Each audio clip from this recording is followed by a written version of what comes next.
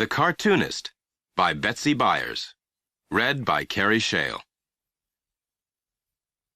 Chapter 1. Alfie! What? You studying? Yes, He lied. Well, why don't you come down and study in front of the television? It'll take your mind off what you're doing, His mother called. He didn't answer. He bent over the sheet of paper on his table. He was intent. Did you hear me, Alfie? I heard, He called without glancing up. Well, come on down. She turned and spoke to Alma. Who's the announcer that says that on TV? It's some game show. He says, come on down, and people come running down the aisle to guess the prices. I don't know, Mom. I don't watch that junk, Alma said. But you know who I'm talking about. Alfie Mason, come on down. Alfie didn't answer. He was drawing a comic strip called Superbird. In the first square, a man was scattering birdseed from a bag labeled Little Birdseed. In the next square, little birds were gobbling up the seeds. In the third square, the man was scattering birdseed from a bag labeled Big Birdseed. In the next square, big birds were gobbling up the seeds. In the fifth square, the man was scattering huge lumps from a bag labeled Giant Birdseed. In the last square, a giant bird was gobbling up the little man. There was a smile on Alfie's face as he looked at what he had done. At the top of the drawing, he lettered in the words Superbird. He was going to do 12 of these super comic strips, he had decided, one for each month. When he got through, he would call it Super Calendar. Maybe he would get it published, and later, when he learned how, he would animate Superbird, make it into a film. Whenever he drew something, he always saw it in motion. Alfie, his mom called again. I'm busy, Mom. I'm studying. Well, supper's ready. Oh, come down right now. I am. I just want to get my papers in order. If I leave them in a mess, sometimes I can't. He trailed off. He now had 2 strips for his calendar, Superbird and Super Caterpillar. He didn't know which he liked best. He looked from one to the other, comparing them. In the first square of Super Caterpillar, a giant caterpillar was happily eating New York City. In the second square, he was happily eating New York State. In the third, he was happily eating the world. In the last square, he was unhappily falling through space, his stomach a big round ball. Alfie was especially pleased with the expression in Super Caterpillar's eyes as he tumbled helplessly through space. Alfie, his mother called loudly. Alfie knew she was at the foot of the ladder now. She rattled the ladder as if she were trying to shake him down. I'm coming up there to pull you down by the ear if you don't come this minute. I'm coming. He got up quickly and turned his papers face down on the table. He started for the ladder that led downstairs. Coming down from the attic was like getting off one of those rides at the amusement park, Alfie thought. It left him feeling strange, as if he had moved not from one part of the house to another, but from one experience to another, without time to get his balance. Alfie and his family had been living in this house for 7 months, and when Alfie had first seen it, he had thought of that old rhyme about the crooked man who lived in a crooked house. Nothing about this house was straight. It had started as 2 rooms, and then another room had been added. A kitchen had been made from the back porch. The roof was 3 different colors. The doors were crooked, and so were the windows. The floors slanted. If you set a ball on the floor, it would roll to the wall. The house had been built by 3 different men, none of whom had ever had a lesson in carpentry. The only thing Alfie liked about the house was the attic. That was his. He had put an old chair and a card table up there, and he had a lamp with an extension cord that went down into the living room. Nobody ever went up but Alfie. Once his sister Alma had started up the ladder, but he had said, "No, I don't want anybody up there." She'd paused on the ladder. Why not? Because... He had hesitated, trying to find words to express his meaning. Because, he said finally, I want it to be mine. Alma had nodded. She understood how important it was to have things of your own, because their mother used everything of Alma's, from her cosmetics to her shoes. Now Alfie closed the trap door, easing it down because it was heavy. He climbed down into the living room. I don't know what you do up there, his mom said, watching him. I study. Well, it's not healthy. No windows, no air. I keep expecting you to smother. Mr. Wilkins has an old window in his garage. Maybe I could get him to... I like it the way it is, Alfie said quickly. Well, you ought to be more like Bubba, she said, eyeing him critically. When he was your age, he was outside every day, passing the football, dribbling the basketball, stealing a baseball, Alma added. His mother ignored Alma. You're never going to be on a team. That's true, he said. But, Alfie, everybody wants to be on a team. She broke off, then said tiredly, Now where's Pap? Get him, Alfie. Tell him supper's ready, but don't tell him it's Sloppy Joe's or he won't come. Alfie went out the back door. He knew his grandfather would be sitting in the yard, reading yesterday's newspaper. Supper's ready, he said to his grandfather's back. His grandfather was hunched over the paper, muttering to himself as he read. Look at that, will you? Alfie knew he wasn't expected to look, just listen. He leaned against the side of the door. What's happened? He asked. The President of the United States, Pap said, his voice heavy with disgust, has give away 20 million bushels of grain to the Russians. He didn't give them to 'em, Pap. As good as, and you know who's going to pay, don't you? He looked around, his heavy brows drawn low over his eyes. Then his brows jumped up, as if they were on strings. You and me. Yeah, Alfie said. His grandfather turned back to the newspaper, looking for something else that would irritate him. Here, he said, finding something. He circled the important articles with a yellow magic marker. Listen here, the State Highway Department is going busted. They're going to be $6 million in debt by the end of the year if the state Senate don't bail them out. Pap, supper's ready, he said quietly. And you know who's really going to bail them out, don't you? You and me. Yeah, you and me, who don't even own a car. He snapped the newspaper back into place.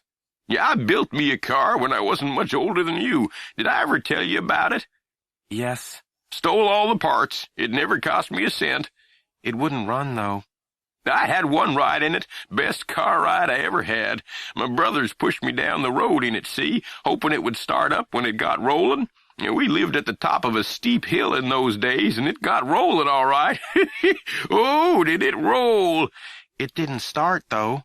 Pap ignored him. Wind was whipping back my hair. I didn't put no windshield in the car. I can still feel it. And my brothers was yelling and hanging on. They jumped on as soon as I got going. My brother Alvin was lying on the hood, and I was steering. Yeah, I felt as good as if I was at the Indy 500. That was some ride. His grandfather sat staring into space, remembering. Are you two coming to supper or not? His mother said. She was standing just inside the screen door. We're coming, Alfie said. Come on, Pap. Slowly his grandfather got to his feet. You steal me enough parts, and I'll make you a car. Yeah, I can do it. We could coast down the hill on it anyways. It would be something to do. I don't want to make a car. If you'd been on that ride with me, you'd want to. Maybe. I didn't want to do nothing else for the longest time. When you find something you like to do, well, then you want to keep on doing it. Alfie thought of his drawings upstairs. That's true, he said. I wish we still had the wrecking business, Pap said sorrowfully. Maybe you and me can get it going again. Just one or two good wrecked cars, and He's going to be a football player, his mom said behind them. The three of them stood without moving for a moment. Alfie looked down at his feet. His feet turned in. When he was just beginning to walk, a neighbor had told his mother that if she put his shoes on the wrong feet, his feet would turn out. His earliest memories were of women stopping his mother in the A&P and saying, "Did you know your little boy's got his shoes on the wrong feet?" He used to stand with his legs crossed so that his shoes would look like everybody else's. Now he tried to imagine his turned-in feet in football shoes, waiting on AstroTurf for the kickoff. He glanced back at his mom. She had a pleasant look on her face. She was in the stands again, cheering for Alfie as she had once cheered for Bubba. She was wearing her good-luck pantsuit and holding her good-luck monkey's paw. She would turn around from time to brag to people, "My boy's number 28, the quarterback." "The one with the turned-in feet?" they'd ask, leaning forward over their pom-poms. Smiling a little, Alfie glanced down at his grandfather. He was still going down the hill in his make-do car with his brothers hanging off like monkeys. His face looked younger, less lined, shoved forward slightly to meet the wind. "Well, let's eat. I got a lot of studying to do after supper," Alfie said. Studying these days meant drawing comic strips. His grandfather blinked. Alfie could see he was back in the yard again, abruptly, old and disgruntled by yesterday's news. He put the paper in his chair and lumbered to the porch. As he entered the kitchen and saw the sloppy joes on the table, he let out a groan that seemed to come from the depths of his stomach. "Now, Pap," Alfie's mother said soothingly, "sloppy joes are good for you. They build up your blood." "Yeah, ain't no need building up an old man's blood," Pap said. He sat and shoved his paper napkin angrily in the collar of his shirt. "An old man's blood gets too strong, his veins will give way. His veins get too strong, his skin will give way. His skin gets too strong, his mouth will give way." "I guess that's the only way we'll get any peace around here," Alfie's mother snapped. "Pass the sloppy joes, Alma." Chapter 2. Alfie climbed up to the attic again after supper. His mother was hooting at a fat man on Let's Make a Deal who had on a gigantic baby diaper.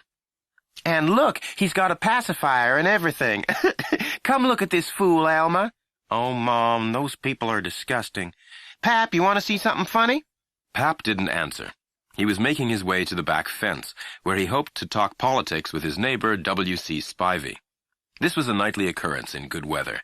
Just after the evening news, he and W.C. would meet at the back fence to curse politicians, newscasters, and the President of the United States. It was the happiest time of Pap's day. He stopped at the back fence. "Hey, Governor!" he shouted. It was what he called Spivey. Spivey called him the Colonel. Neither title was earned. "Oh, Governor!" Alfie pulled himself up into the attic, and as he always did, turned his head to the rafters. There were his drawings. They hung from every beam, every board. He never looked up without feeling better.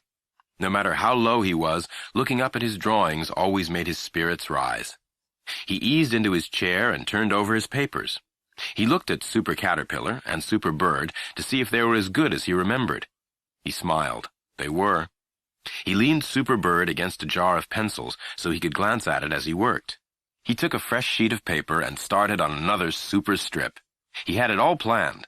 The idea had come to him when he had seen his mother painting her fingernails at the supper table. He might have missed it if Alma hadn't said, "Mom, don't polish your nails at the table. This isn't a beauty parlor." "I'm almost through." She finished the last nail and held out her hands. "How's that? It's a new shade called Tahiti Pearl." "I know it's a new shade. I bought it," Alma said. She glanced at her mother critically. "And put the top back on tight." At some point, Alfie thought, Alma had become the parent, his mother the child. Alma was the one who was stern, who never gave in. Alma was the one who bossed him, who told him what to do. It was the pearl nail polish that gave Alfie his idea. In the first square, a girl would be painting her fingernails pearl. In the second, she would be painting her hands pearl. In the third, she would be painting her arms pearl. In the fourth, she would be painting her whole self pearl. In the last square, a giant would appear, pick her up, and set her in a tacky ring. He would call it Super Ring, and he knew just how the girl's face would look in that last square, as she sat yoga fashion in the tacky ring. As soon as he got the idea, he wanted to tell everybody at the table about it. He looked up. His mom was waving her fingers in the air to dry them. Pap was picking suspicious-looking things from his sloppy joe. Alma was reading a book beside her plate. Alfie decided to keep this idea to himself. No one would think it funny, especially his mom. He'd only made her laugh once that he could remember. His brother Bubba had been able to make her laugh all the time. Everything Bubba did seemed funny to her. Alfie remembered how she had laughed at the time Bubba sat Dexter Wilkins on the water fountain at school and turned on the water. She had laughed at that until tears ran down her cheeks. "You mean Dexter Wilkins, whose dad owns Wilkins Hardware?" "I knew him in high school." "Yeah, and he had on a pair of new pants." "What kind?" "Green double knit." At that, his mother had leaned back on the sofa, holding her sides, laughing as if she would never stop. Even the fact that she had to go to the principal's office with Bubba the next day had not dimmed her enjoyment. In the principal's office, she burst into laughter again. She had not meant to. She just couldn't help it. Every time the principal mentioned water fountain or Dexter Wilkins or green double-knit pants, she had laughed. She had tried to pretend she was coughing. She told them this when she got home, but she couldn't, and in the end the principal got disgusted and dismissed them both. Before they left the building, his mom made Bubba show her the water fountain. Alfie ruled his paper into 5 squares. He drew the lines carefully because he had to save paper. A man at Logan's Printers and Binders had given him a box of old paper, and it was already half gone. Some of the sheets had printing on one side, or smudges or letterheads, but Alfie had learned to use whatever he had. Before he discovered this friend at Logan's Printers and Binders, he had been so desperate for paper that he had torn the front and back pages out of all his school books. The drawing went well. In the first square, the girl looked as if she were really painting her fingernails. Then he skipped to the last square. He wanted to draw that one while it was still clear in his mind. "Alfie!" his mother called from downstairs. He jerked, making a line across his paper. Carefully, he erased it and blew away the scraps of eraser. "What?" he called back. "Are you still studying?" "Yes."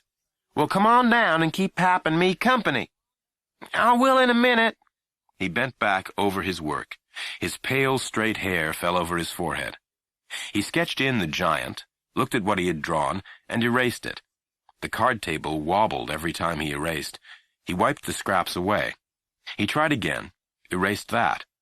He grimaced as he regarded his work. His mother had broken his concentration. He twirled the pencil, baton-like, in his fingers. His thin fingers handled the pencil skillfully, and he began to draw again. He sketched lightly this time. "Alfie! In a minute! Right now!" Suddenly the light went out in the attic. Alfie knew what had happened. His mother had pulled the extension cord out of the wall below. "Mom!" he protested. "Well, I want you to come down here," she said. "Mom, plug my light back in." Silence. Alfie sat in the dark. A patch of light slanted up from the living room. "Mom, plug my light back in," he said in a sterner voice. He sounded like Alma. "You want me to fail science?" "I'll give you," she paused, 5 more minutes. "No, I'll give you till the next commercial." His mom didn't have a watch. She told time by television. 10 minutes, he bargained. Silence. He waited in the darkness. "All right," he sighed, "till the next commercial."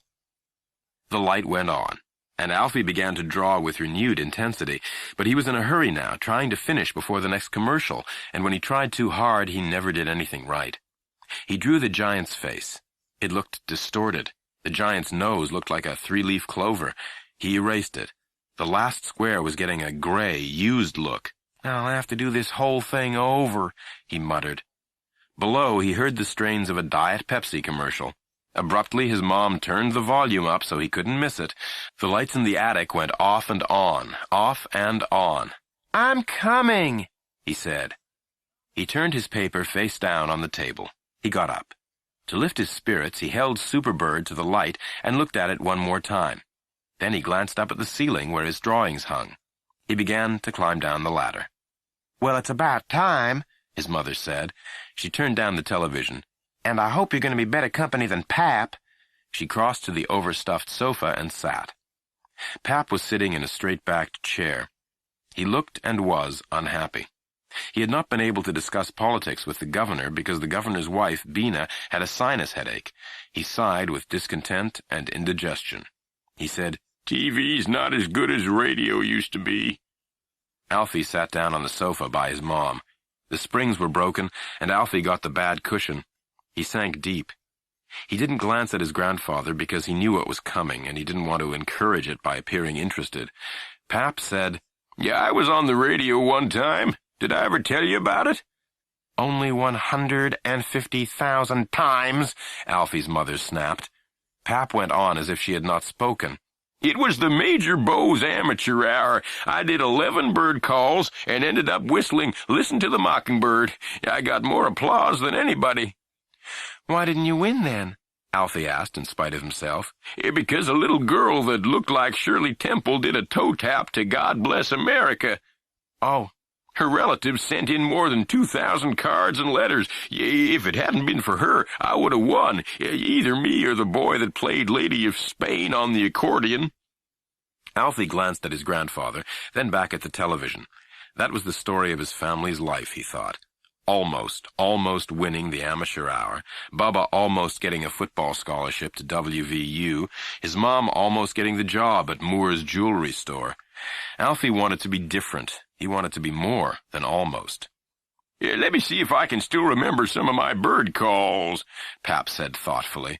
Oh, Pap, not tonight, Alfie's mother moaned. If I have to hear the purple-breasted sapsucker, I'll start screaming.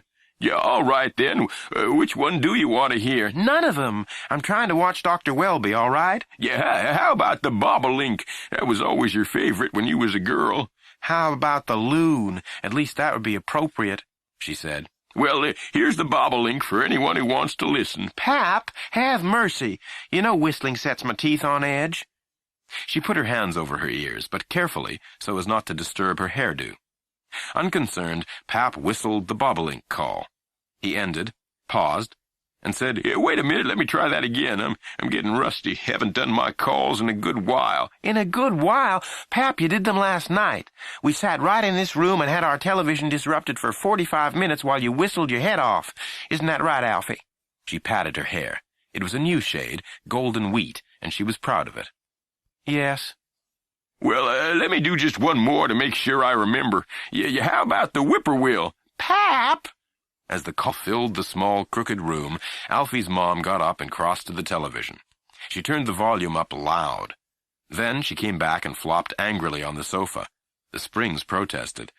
Alfie sat between the two noises, the television and the bird calls. He closed his eyes. In his mind, he went over the drawing of the giant. Suddenly he knew what he had done wrong. He had tried to show too much of the giant. Just the head would be enough, with the ring held right at the front of the picture. He smiled to himself. Tomorrow. Chapter 3. Hey, Elizabeth, Tree Parker yelled. take my picture. Take a picture of me and Alfie. Alfie said, Oh, come on, Tree, will you? I gotta get home. I've gotta study. It was after school, and Alfie was eager to get to his drawing. Well, can't you wait just 1 minute? I want Elizabeth to take our picture. Oh, Elizabeth! Alfie and Tree were standing on the sidewalk in front of Elizabeth Elner's house. Elizabeth was posing her cat on the front steps. The cat had on a doll's hat and sweater. Elizabeth was spending a lot of time getting the angle of the hat just right. She ignored Alfie and Tree.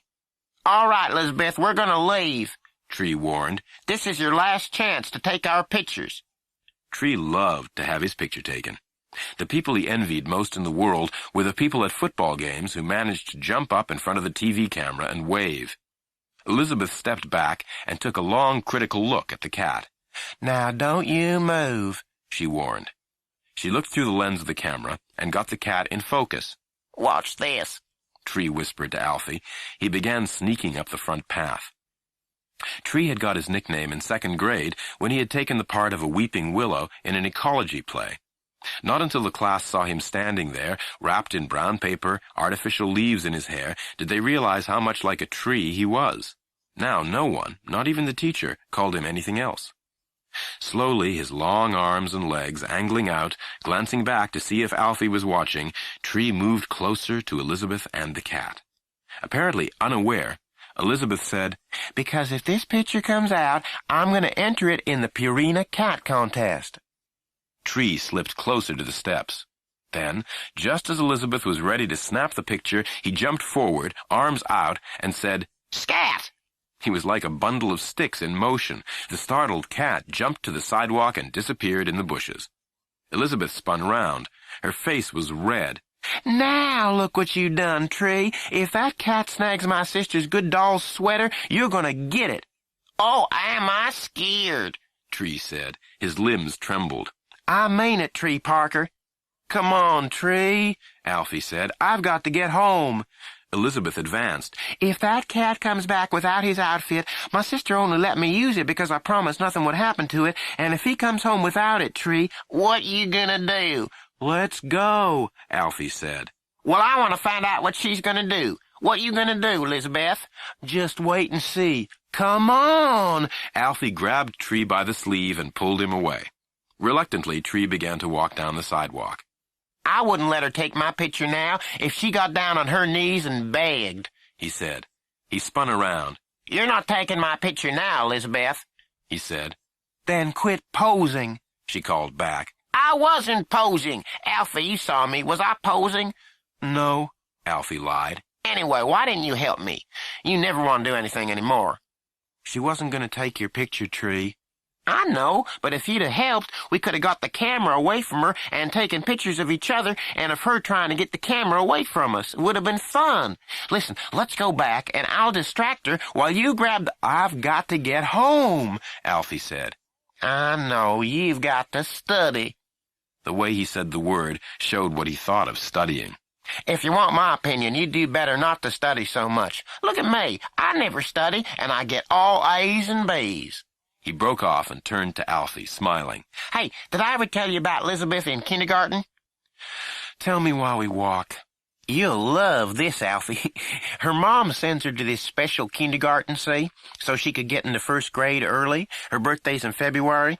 And in this kindergarten, they have Red Day and Yellow Day and Purple Day and Orange Day and Green Day.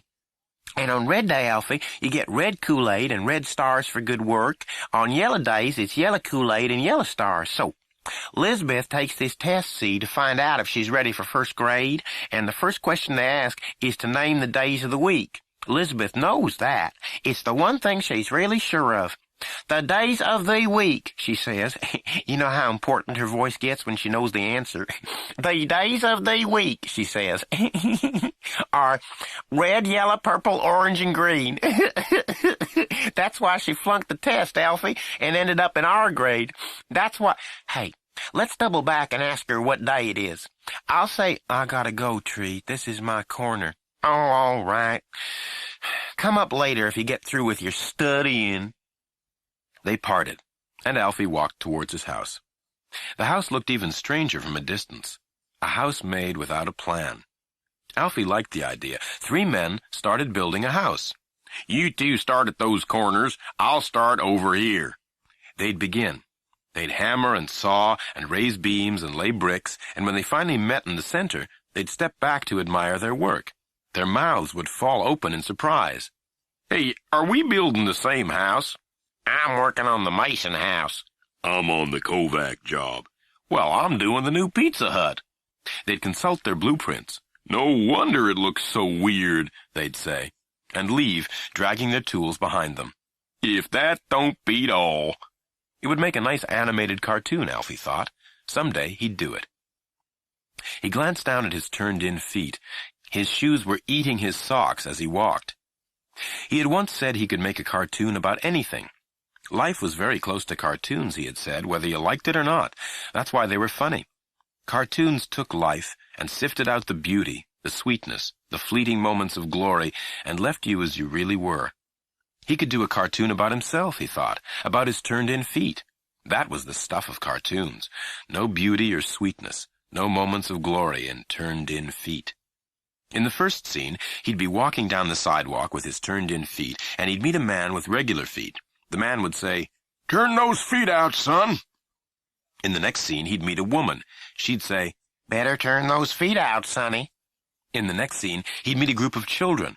They'd yell, Hey, turn your feet out like us. Look at our feet. See how they turn out? in the last scene, he'd meet a duck and a pigeon. They'd say, Your feet look all right to us. And the 3 of them would waddle off into the sunset. He smiled. He came to the front door of the house and paused before entering. The smile left his face because he was afraid he couldn't get to the attic before his mother caught him. What happened at school? She'd ask, eyes shining. She loved gossip, even about people she'd never heard of. Nothing. Oh, come on, something must have happened. No. Come on. I've been sitting in this house with nothing but Pap and TV for company. What happened? Sometimes she would make him tell her at least one thing before he could go to the attic. Well, we had a substitute teacher in World Studies. He opened the front door quietly. There was no one in the living room, but he could hear the rattle of dishes in the kitchen. Quickly, silently, he climbed the ladder and pushed open the trap door. The warm attic air felt good against his face. He thought of this door as an escape hatch, like the kind they had on a submarine. Long ago, when his father was alive, he had felt like this about the junkyard.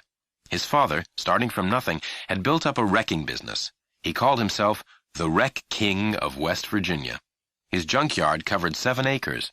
On top of the concrete building where his father conducted business was a huge crown made of hubcaps.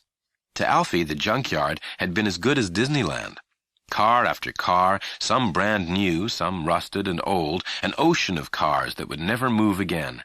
To crawl into those cars, to work controls, to sit and dream was as good as a ride on a roller coaster. Alfie especially liked the old Dodge sedan, because every window in it was cracked and splintered, so that if you sat there when the sun shone through, it was as beautiful as being in church.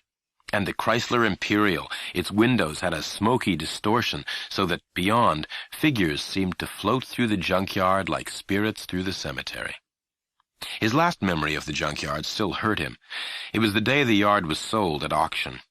Alfie had sat on a wrecked Ford pickup truck on the fender where a dent made a perfect seat and had watched the junkyard go to a man named Harvey Sweet. For a long time after that, Alfie had been as lost as a bird without a nest. Then he had found this attic. Suddenly he heard his mother's voice in the kitchen. She was complaining to Pap. Oh, I wish Bubba was here, don't you, Pap? What? Don't you miss him?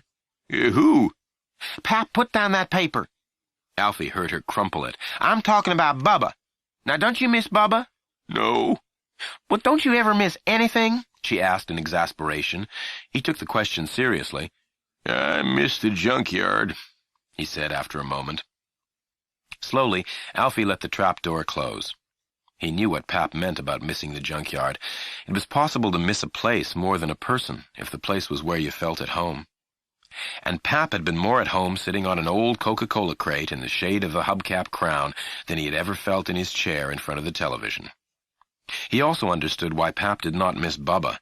He himself was glad Bubba was gone, working at a gas station in Maidesville, married to a girl named Maureen. There was something about Bubba that overshadowed everyone, like the walnut tree in their old yard whose leaves were so thick nothing could grow beneath. Its shadow had been as black at noon as it was at midnight.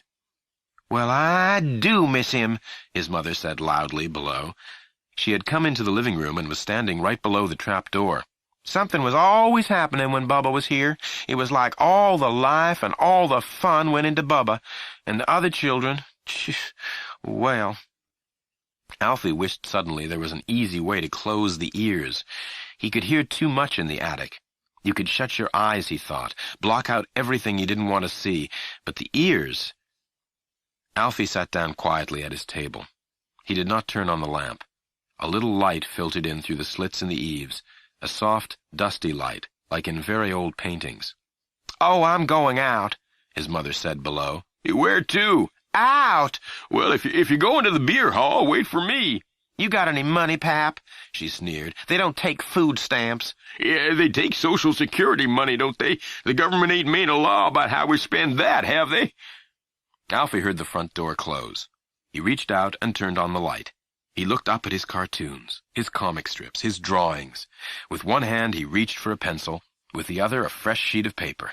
A slight smile came over his face. He was home. Chapter 4. Alfie lay in his bed. He was staring up at the ceiling. He did not see the sheets of pale plywood or the dark nail heads, because in his mind he was looking beyond the ceiling into the attic. Alfie squinted his eyes. He tried to imagine the house without ceilings, with only the rafters. He imagined his cartoons, sellotaped, pinned, tacked to the underside of the roof, hanging down, enlivening the whole crooked house.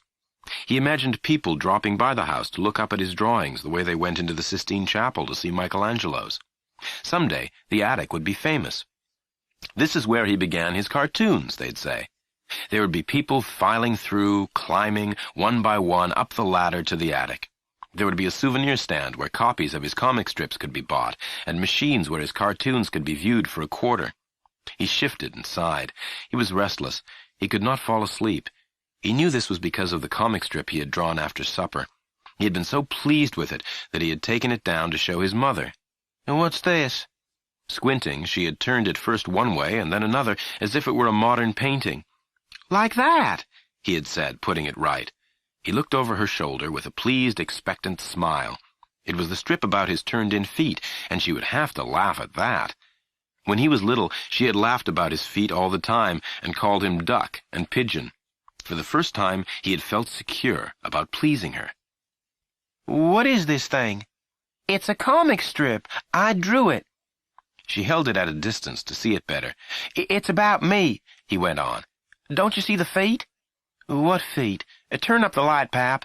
It's as high as it can get, Pap said. 40 watts is 40 watts. She tried turning the strip of paper sideways. Never mind, Alfie said angrily. He snatched it from her. The paper tore. I want to see your drawing, she said, offering to take it again. Never mind. Well, just because I can't tell which way is up, that's no reason to get mad, is it, Pap? Getting mad runs in our family, Pap said, leaning back, getting ready to start a story. Did I ever tell you about the time Cousin Cooley and me— Yes, I've got to study, Alfie said. Well, leave your drawing or your cartoon or whatever it is, honey, and I'll look at it in the morning. Holding the comic strip to his chest, he went quickly to the ladder. Well, the way it started was that Cousin Cooley had got himself what he called an antique can opener. Bought it off Jimmy Hammond at the hardware. Well, soon as I seen it, I knew that— Alfie had slammed the trapdoor shut, and he had sat in the attic until they were all in bed. He had heard the water in the basin as Alma washed her hair, the brushing of teeth, the flushing of the toilet, the dropping of hairpins, and then finally the snores. He pushed aside his blanket. They were all snorers. Pap was the loudest. Alma was the quietest, with just a ladylike wheeze. He had told her that once as a compliment, and she had erupted like a volcano. Don't you ever say I snore. I do not snore. His mom snorted every once in a while, as if she had thought of something funny. Alfie closed his eyes. He suddenly found himself thinking, as he had earlier, of the one and only time he had made his mother laugh. He and Tree had been coming down Elm Street one evening on their way home from the fall festival at school. Tree had been talking about the general sorriness of the booths. Did you go in the haunted house, Alfie? It was Mrs. Lawrence's room. No. Well, some girl in a witch suit, I think it was Jenny DiCarlo, said, "And now you have to feel eyeballs." And I knew it was going to be grapes, but Alfie, these grapes weren't even peeled. He broke off abruptly. Hey, what's going on at the corner? Ahead, they could see two people pushing a car down the street. Alfie and Tree edged closer, sensing the two people were not just trying to get the car started. Moving from the shelter of one tree to another, they got closer. When they were almost at the corner, Tree said, "Hey, that's your brother. That's Bubba. What's he up to?" Alfie ran forwards in his concern. "What are you doing, Bubba?" He glanced over his shoulder at the deserted street behind him. Bubba, smiling, turned to Alfie. The other boy was Goat McMillan. "Is this your car, Goat?" Tree asked. He was standing apart, keeping himself separated from what might be trouble. "No, it's not his car. Goat wouldn't have a car like this, would you, Goat?" Bubba said. Not if I could help it. "But whose car is it?" Alfie asked. It's Perry Fletcher's. The sound of the name on Goat's lips caused Bubba to double over the fender with laughter. "Who's he?" Bubba and Goat were laughing too hard to answer. Alfie reached out and touched the sleeve of Bubba's football sweater. "Who's Perry Fletcher?" Bubba straightened. Perry Fletcher's his boss, see, and all he can do is talk about his car and his boat and his stereo and how wonderful everything he owns is. So me and Goat see Perry Fletcher park his car in front of Maria Martini's house and go inside. We know the car's brand new, see? We know this is the first time he ever drove it." "But why are you pushing it down the street?" Alfie asked in a worried way. "Because we're gonna hide it in somebody's driveway," Goat explained. "Yeah, and then we're gonna go back and sit on Goat's porch, see, and watch Perry Fletcher come out and find his new car gone." Goat broke in with, "If I know him, he'll call the fuzz first thing. 'Officer, officer, come at once. I've been robbed.' Hey, hey." Bubba was laughing so hard he could barely speak. "Hey, let's hide it in Big Bertha's driveway." Big Bertha was their algebra teacher. I don't think you ought to be doing this, Alfie said. Again he glanced up and down the deserted street. Yeah, we'll put it in Big Bertha's driveway, Goat said. Hey, this is better than Friday. He turned to Alfie and Tree. See, last Friday we let the brakes off Ted Koppel's Buick and pushed it into a tow-away zone because Ted Koppel wouldn't let me copy his math, and then we went into a phone booth and called the police and pretended to be irate citizens. Maury Hutchinson was the irate citizen, and he demanded that the police do something about illegal parking in front of the high school. 10 minutes later, Brandt's tow truck arrived. It made my day. I gotta go, Tree said. Me too, Alfie said. They turned together and began running up Elm Street. Wait, you can help us, Bubba called. Yeah, Alfie, we may need help getting up Big Bertha's driveway. At the top of the hill, Alfie and Tree separated without a word. Alfie cut through the park. The swings were moving slightly in the wind from the river. He ran around them. He stumbled over his feet and fell. On his knees in the dust by the swings, he remembered that when Bubba had played in this park, he could swing higher than anybody. And at the peak of his swing, he could slide off the seat, easy as grease, fall through the air, and land cat-like on his feet. Another boy who tried it landed so hard in a stoop that he had bitten a piece out of his knee. Alfie got to his feet. Running again, he left the park and ran through the Lanleys' yard. A dog barked. He entered the apartment building where they lived at the time. He looked so wild as he entered that his mother asked him what was wrong. Gasping for breath, he broke into the story of Bubba and Perry Fletcher's car. Halfway through the story, he faltered. He realized his mom would be furious with Bubba. She would probably throw on her coat and go looking for him. Bubba would never forgive him. Instead, he saw that his mother was beginning to laugh. He hesitated, puzzled. But, Mom, this could be car theft. Not if he doesn't get in the car, she said. Anyway, go on. She reached forward and turned off I Love Lucy so she could get a real laugh. Now start from the beginning and tell me every detail. Her eyes were shining. Don't leave out a thing. He told it again, slower, standing as rigid as if he were in front of his class giving a report. She laughed so hard at the second telling that she had to have a tissue. When she dried her eyes, calm at last, she said, Do me a favor. All right. Don't let Bubba know you told me. All right. I want to hear him tell it, too. Can't you just imagine them sitting on Goat's porch? Can't you just imagine the expression on Perry Fletcher's face when he... Oh, hey, get me Bubba's annual. I want to see what he looks like. The picture of Perry Fletcher in the annual set her laughing again. I knew he'd look like that. He's the only boy on this page who's got a tie on. Alfie shifted in his bed again. On the ceiling, the lights of a car passing on the street below reflected, moved, disappeared. In the next room, his mother snorted in her sleep. Maybe he could do a cartoon about it, Alfie thought.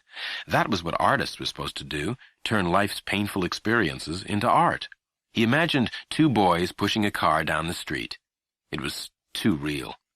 He imagined an old man and a woman pushing a funny-looking car down the road, and that was better. They would be hot and sweaty. The old woman's hair would be flying out from her head. The old man's shirt sleeves would be rolled up. The old woman would be snapping at the man. Sure, you invented the car. I want to know when you're going to invent the engine.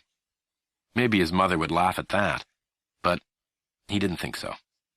Planning a better cartoon, he fell asleep. Chapter 5. At his school desk, Alfie was drawing a comic strip about a dog. The rest of the class was working on maths problems. Alfie had had the idea for his strip that morning during breakfast. Alma was talking about an article she'd read. It said you shouldn't buy this kind of cereal, Mom. Why not? Because it's got additives in it. Look on the box. Artificial coloring, artificial flavoring. Just read what we're eating. Pap said, It's better than hot dogs. There's rat hairs in them. Not at the table, please, Pap, Alfie's mother said. And where there's rat hairs, there's probably rat... Pap, droppings. Pap! Let me buy the cereal from now on, all right, Mom? Alma said, getting up from the table. Alfie was dipping his spoon into his soggy cereal, thinking up a comic strip about artificial flavoring. Alfie, are you going to sit there all morning, or are you going to school? His mom said finally. Don't bother me right now. Well, you're lucky to have somewhere to go, isn't he, Pap? Don't you wish you could go to school? No. Now Alfie had finished his comic strip. He had intended that as soon as he finished, he would begin work on his maths problems, but now he sat admiring his work. His maths was forgotten. In the first square, a large dog was reading the label on a can of dog food, artificial flavoring. In the second square, the dog was reading the label on a box of dog biscuits, artificial coloring. In the third square, the dog was reading the label on a dog collar, artificial fibers. In the fourth square, he was howling, "Is everything artificial these days?" In the last square, a little sign comes up from the dog's fur. Fleas are still real? Alfie was very pleased with it. He wanted to take it up immediately and show it to his teacher, but she would know that he had done it during maths. All right, the teacher said. Time's up. Change papers with your partners and we'll check our work. Alfie looked up, startled. He glanced at Tree. Dutifully, Tree was holding out his paper to Alfie. Go easy, he said. He waited a minute with his hand outstretched, and then he said, Come on, give me your paper. He snapped his fingers with impatience. I didn't do mine, Alfie whispered back, hiding his comic strip under his notebook. Why not? I just didn't. But then I don't have anything to check. Tree complained. He was upset. He loved to grade papers. It gave him a feeling of power. Grading papers made him want to become a teacher when he grew up. What's wrong back there, Tree? Mrs. Steinhardt asked. Nothing. Alfie, anything wrong? No. All right, then. We'll go over the first problem. Mrs. Steinhardt began to put the problem on the board. All the class bent over their papers. Tree leaned forward, too, hunched miserably over his bare desk. He shot Alfie a resentful look. Alfie did not glance at him. He was going over Tree's first problem. Tree punched Alfie to get his attention. Then he acted out the difficulty of grading an invisible paper. Tree? Mrs. Steinhardt called. He looked up. Is anything wrong? What could be wrong, Mrs. Steinhardt? This is what he always said when something was wrong, that he was not free to discuss. He had got this from his sister, who had got it from soap operas. Whose paper are you grading? Tree looked down at his bare desk, the pencil in his hand. He sighed. Alfie's? Bring it up here, please. Tree's mouth fell open. He stared down at his desk. Finally, he looked up at Mrs. Steinhardt. I can't find his paper, Mrs. Steinhardt. That's what we were muttering about. Alfie cleared his throat. The reason he can't find my paper, Mrs. Steinhardt, is because I didn't do it. My mind was on something else. Oh. There was a pause, and then Mrs. Steinhardt said, Well, then we'll continue without Alfie. Tree, give your paper to Maurice, and you can grade Elizabeth's paper. Tree's face lit up with delight. Yes, ma'am. He snatched his paper from Alfie and made the exchange. He took Elizabeth's paper with a flourish. Revenge, he whispered happily. He pantomimed making big X's beside every one of her problems. Is she going to be sorry she didn't take our picture yesterday? Alfie sat without moving. He thought about going up to Mrs. Steinhardt after class and explaining why he didn't do his maths, but he knew he didn't have a good enough reason. Not comic strips. She wouldn't buy that. Maybe he could say he had an attack of something. He sat silent and miserable. Tree punched him. She missed number 3, he whispered, his voice rising with delight. Subtracted instead of added. He bent over Elizabeth's paper again, pencil poised for action. He began to whistle through his teeth. Alfie slumped lower in his desk. Beside him, Tree straightened abruptly. His hand shot into the air. Oh, Mrs. Steinhardt, he called. Is that a 2 or a 3 on the second line? It's a 3. She went over the number with her chalk. That's what I was afraid of, Tree said, singing the words in his joy. He made an elaborate X beside the problem. To Alfie, he hissed, She's missed 2 out of 5. Bet she's really sorry she didn't take our picture. Alfie nodded by lowering his head. He lifted his notebook and glanced at his comic strip of the dog. He pulled it into view. It made him happy when one of his cartoons came out just right, but now he didn't smile. Tree's long arm was waving in the air again. Oh, Mrs. Steinhardt, she sighed. Yes, Tree. How many can you miss and still pass? Well, this isn't a test, Tree. I know, but if it was a test? Well, there are 10 problems. Everyone should get at least 7, though I would like to see everyone have a perfect paper.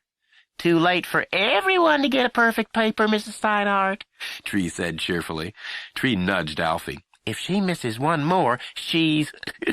He made a down gesture with his thumb. Alfie nodded without enthusiasm. He took his comic strip and slipped it carefully in the back pocket of his notebook in a pocket for special papers. When he got home, he would put it up on the rafters in the attic. It deserved a place of honor, he thought, even though it couldn't cheer him up now. Also in the pocket was a comic strip he had done the day before during English. He pulled it out and looked at it. Super Giant. In the first square, the giant was destroying a forest, ripping trees from the earth, crying, "I love violence." In the second square, the giant was destroying a village. "I love violence." In the third square, the giant was destroying a farm. "I love violence." In the last square, the giant was flattened on the ground, being attacked by the villagers, the farm people, and the forest animals. He was saying, "It's things like this that take the fun out of violence." The strip hadn't come out the way Alfie had wanted it to, and although he had spent most of English and science trying to correct it, he had not succeeded. He saw now that he had failed because he had tried to put too much into each square. Perhaps if he... Beside him, Tree was desperately going over Elizabeth's paper one more time. "Give me my paper, Tree," Elizabeth said. She tried to snatch it from him. In a minute, in a minute." He waved her away with his long arms. "I just want to make sure there aren't any more mistakes. Tree, give me my paper. Mrs. Steinhardt, Tree won't give me my paper." "Tree, I'm just trying to be thorough, Mrs. Steinhardt, like you told us. I know there's another mistake here. I just can't find it." Elizabeth snatched her paper from him.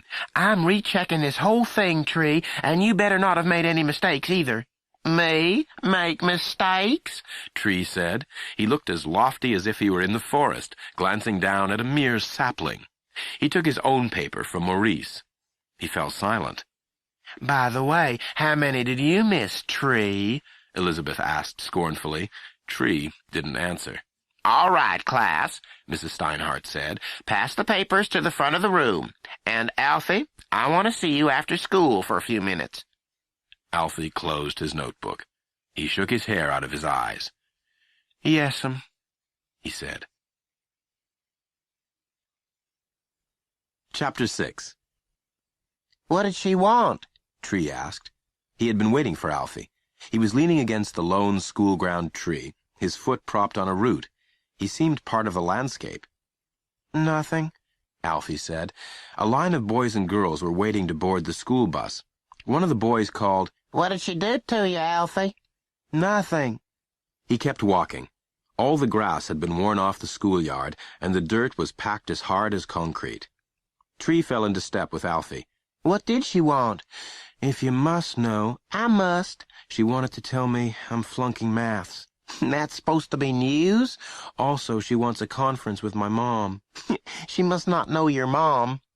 Alfie kept walking, watching his feet. "Nothing against your mom," Tree went on. "I just can't imagine anybody wanting to have a conference with her." Alfie said nothing. He had made a terrible mistake in his talk with Mrs. Steinhardt, one he regretted deeply. In the middle of the talk, he had abruptly decided to take her into his confidence and show her his comic strip about the dog. This had been for 2 reasons. First, he really liked Mrs. Steinhardt, and second, he did not want her to think he was just goofing off during maths. "Wait a minute," he had said. He had hurried back to his desk and got his notebook. He had carried it to her, opened it, and carefully pulled out the comic strip. He had laid it before her like a fabric salesman. "What's this, Alfie?" She put on her glasses. "It's a comic strip, Mrs. Steinhardt. I drew it myself." "This is what you were doing instead of your maths problems?" she asked. "Yes." She looked at the strip. Alfie watched to see if a smile would come over her face. It did, but it was too faint to count. When she looked at Alfie, the smile was gone. "You like to draw, don't you, Alfie? Cartoons and things." "Yes." "But," she got even more serious. She took off her glasses. "But don't you think, Alfie, that there are times to draw? We do have art, you know." I know," he said quickly. The week before they had cut out and colored Indian symbols. School art was as different from cartoons as science was from recess. Mrs. Steinhardt was still talking. And then there are times for maths, and for English, and for science. She made it sound as exact as sorting mail. He picked up his drawing and slid it back into the pocket of his notebook. Yes. Your cartoon is really very good, and I think there's a lot of humor in it. Thank you. And you've made a good point about the way we live today. There are too many artificial things. I myself have started reading the labels on everything I buy. Thank you. Only you're going to have to do your cartoons after class. I know. I don't want to see you drawing again. You won't. Good. She smiled at him, a big smile now, the one he had wanted to see earlier when she had first looked at his comic strip. You're a smart boy, Alfie, and I want you to do as well as I know you can. That's what I want, too. He paused. Can I go now? He had stumbled over his feet as he left the room. All the time he had been drawing his cartoons, he had secretly felt that they were touched with genius. He had known that if he had shared them with other people, they would have been as delighted as he. Now he had shown them, to his mother, Pap, Mrs. Steinhardt, and nothing had happened. Beside him, Tree was talking about a conference he had had with Mrs. Allen in first grade. I didn't know what I was doing, Alfie. I loved to make letters, see, but they didn't have any meaning for me. Little B and little D were my favorites, but even they were just circles leaning against sticks. Anyhow, the way Mrs. Allen found out I was copying off other people, you'll love this, Alfie, was because I'd copy their names, too. I didn't know it was their names. It was all just a bunch of circles and sticks to me, but... Suddenly, Alfie stopped. He said, "I've got to go back. I left my notebook on Mrs. Steinhardt's desk." He didn't know how he could have done such a thing. You can get it tomorrow," Tree said. "Anyway, if you go back in there, she'll say, 'Oh, I'm glad you're back, because there are a few more points I'd like to make about your conduct.'" I've got to go back. "I'll lend you some paper if that's... I've got to have my notebook." Tree stopped and looked at him in disgust. "What have you got to have? Your pictures?" He made a scornful sound as he said the word pictures. "What?" Alfie stopped walking. "Your pictures? Those things you draw all the time? What are those things, anyway?" I don't draw. "I see you. Today you were drawing a dog. Yesterday it was a giant. Last week it was an octopus." Alfie stood without moving. He felt sick. He didn't know anyone had been watching him. He said angrily, "I was not drawing a giant. I saw you. Look, this is me, Tree. I can see everybody in the class." You didn't see me drawing a giant." "Well, all right," Tree said, bending. "Maybe it was a picture of a huge, enormous man." Alfie said nothing. "Which, I may point out, is a giant." Alfie stared up at Tree. There was a hard moment between them. They had been friends since second grade, and yet the friendship had suddenly gone sour. They seemed to move apart, even though no footwork was involved. "And today," Tree went on in the same loud tone, "I guess you weren't drawing a picture of a dog." Alfie said nothing. "So, all right, maybe it was a picture of a canine." Alfie said nothing. "Which I may point out is a dog." Without a word, Alfie turned and started for home. When he got to the corner, Tree relented and called to him. "Oh, come on, Alfie. I'll go back with you to get your notebook." Alfie kept walking. "I was trying to keep you from going back for your sake. One conference a day is enough. Listen, I was thinking of you." Alfie did not turn around. He kept walking at the same pace, like a robot. There was a silence. Alfie was almost to the next block when Tree called, "All right, be that way." Chapter 7. Alfie walked slowly up the front path to his house. He stopped at the steps because he could hear his mother and Pap arguing in the living room. He knew there was no way he could get to the attic without being drawn into the fight. "Well, I'll tell you what you can do," Pap was saying in a hurt, angry voice. "Just get rid of me. That's what you're driving at. Send me to the poorhouse." "They don't have a poorhouse anymore, and you know it." "The government's even took that away from us," Pap said. He was mournful now. Alfie stood with his toes touching the bottom step. He looked down at his turned-in feet. "Well, then send me to the nursing home for Christian gentlemen," Pap said. Woo! You think they'd have you? His mom snapped. You do not quite qualify. Besides, that place costs over $200 a month. Well, what do you want me to do then? Just disappear? Want me to go off like some old tired elephant to the burial ground and... Pap, don't start in on the old elephant routine now. I just can't take it. His mother's tone changed abruptly. All I want you to do, she went on slowly, is to help me. She was wheedling now, trying to get Pap in a good mood. I ain't cutting no hole in no wall. Aw, Pap. Alfie sat down on the steps. He looked at the ground. All the other houses they had lived in had had bushes by the door, hiding places. On 10th Street, there had been a regular tunnel behind the shrubbery. Alfie could duck through the low branches at the front door and come out by the back door without anybody seeing him. He missed that now. He would have liked some place to crawl into, a place to wait out the storm. His mother was saying, You just don't know how important this is to me, Pap. Her voice sounded louder. Alfie imagined that she was close to the window now, perhaps ready to look out and see him sitting there. Well, here's Alfie, she'd cry. We'll let him decide. She loved to have a referee. Alfie got up quickly and ran down the dirt path to the street. He hesitated a moment and then turned towards town. He had no plan, but as he walked, it occurred to him that this would be a good time to check with Logan's printers and binders to see if they had any more scrap paper for him. The thought made the air feel suddenly fresh and good again. He breathed deeply. His shoulders relaxed. A box of new paper, all different sizes and kinds, some sheets thin enough to trace through, others thick as cardboard. That was all he needed to bring back his good feeling. He imagined himself in the attic, sorting out the paper, putting it into piles, cutting off the letterheads and smudges. He began to walk faster. He remembered that the man had promised to save all the scrap paper for him.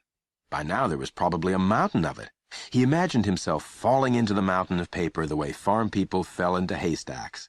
Hey, Alfie, where are you going? He turned and saw Alma coming down Grant Street. She had a bag of groceries in one arm and a carton of Cokes in the other. Her long hair was tied back with a scarf. I've got to go downtown, he called back. He wished he had thought to borrow a wagon from the little boy next door. He would probably need a truck to carry all the paper they'd saved for him. Did you hear the wonderful news? She called. Alfie could tell from the way she said the word wonderful that the news was very bad indeed. What's happened? He waited, toes touching, while she walked towards him. She set down the Cokes and shifted her bag of groceries to the other arm. Bubba's coming home. What? He leaned forward a little. Bubba, she repeated slowly, our wonderful brother, and Maureen, his wonderful wife, are coming to live with us. But that couldn't be, he sputtered. His words went too fast, like a speeded-up tape recorder. Why would they be coming to live with us? They've got an apartment in Maidesville. Bubba's job is there. He got fired.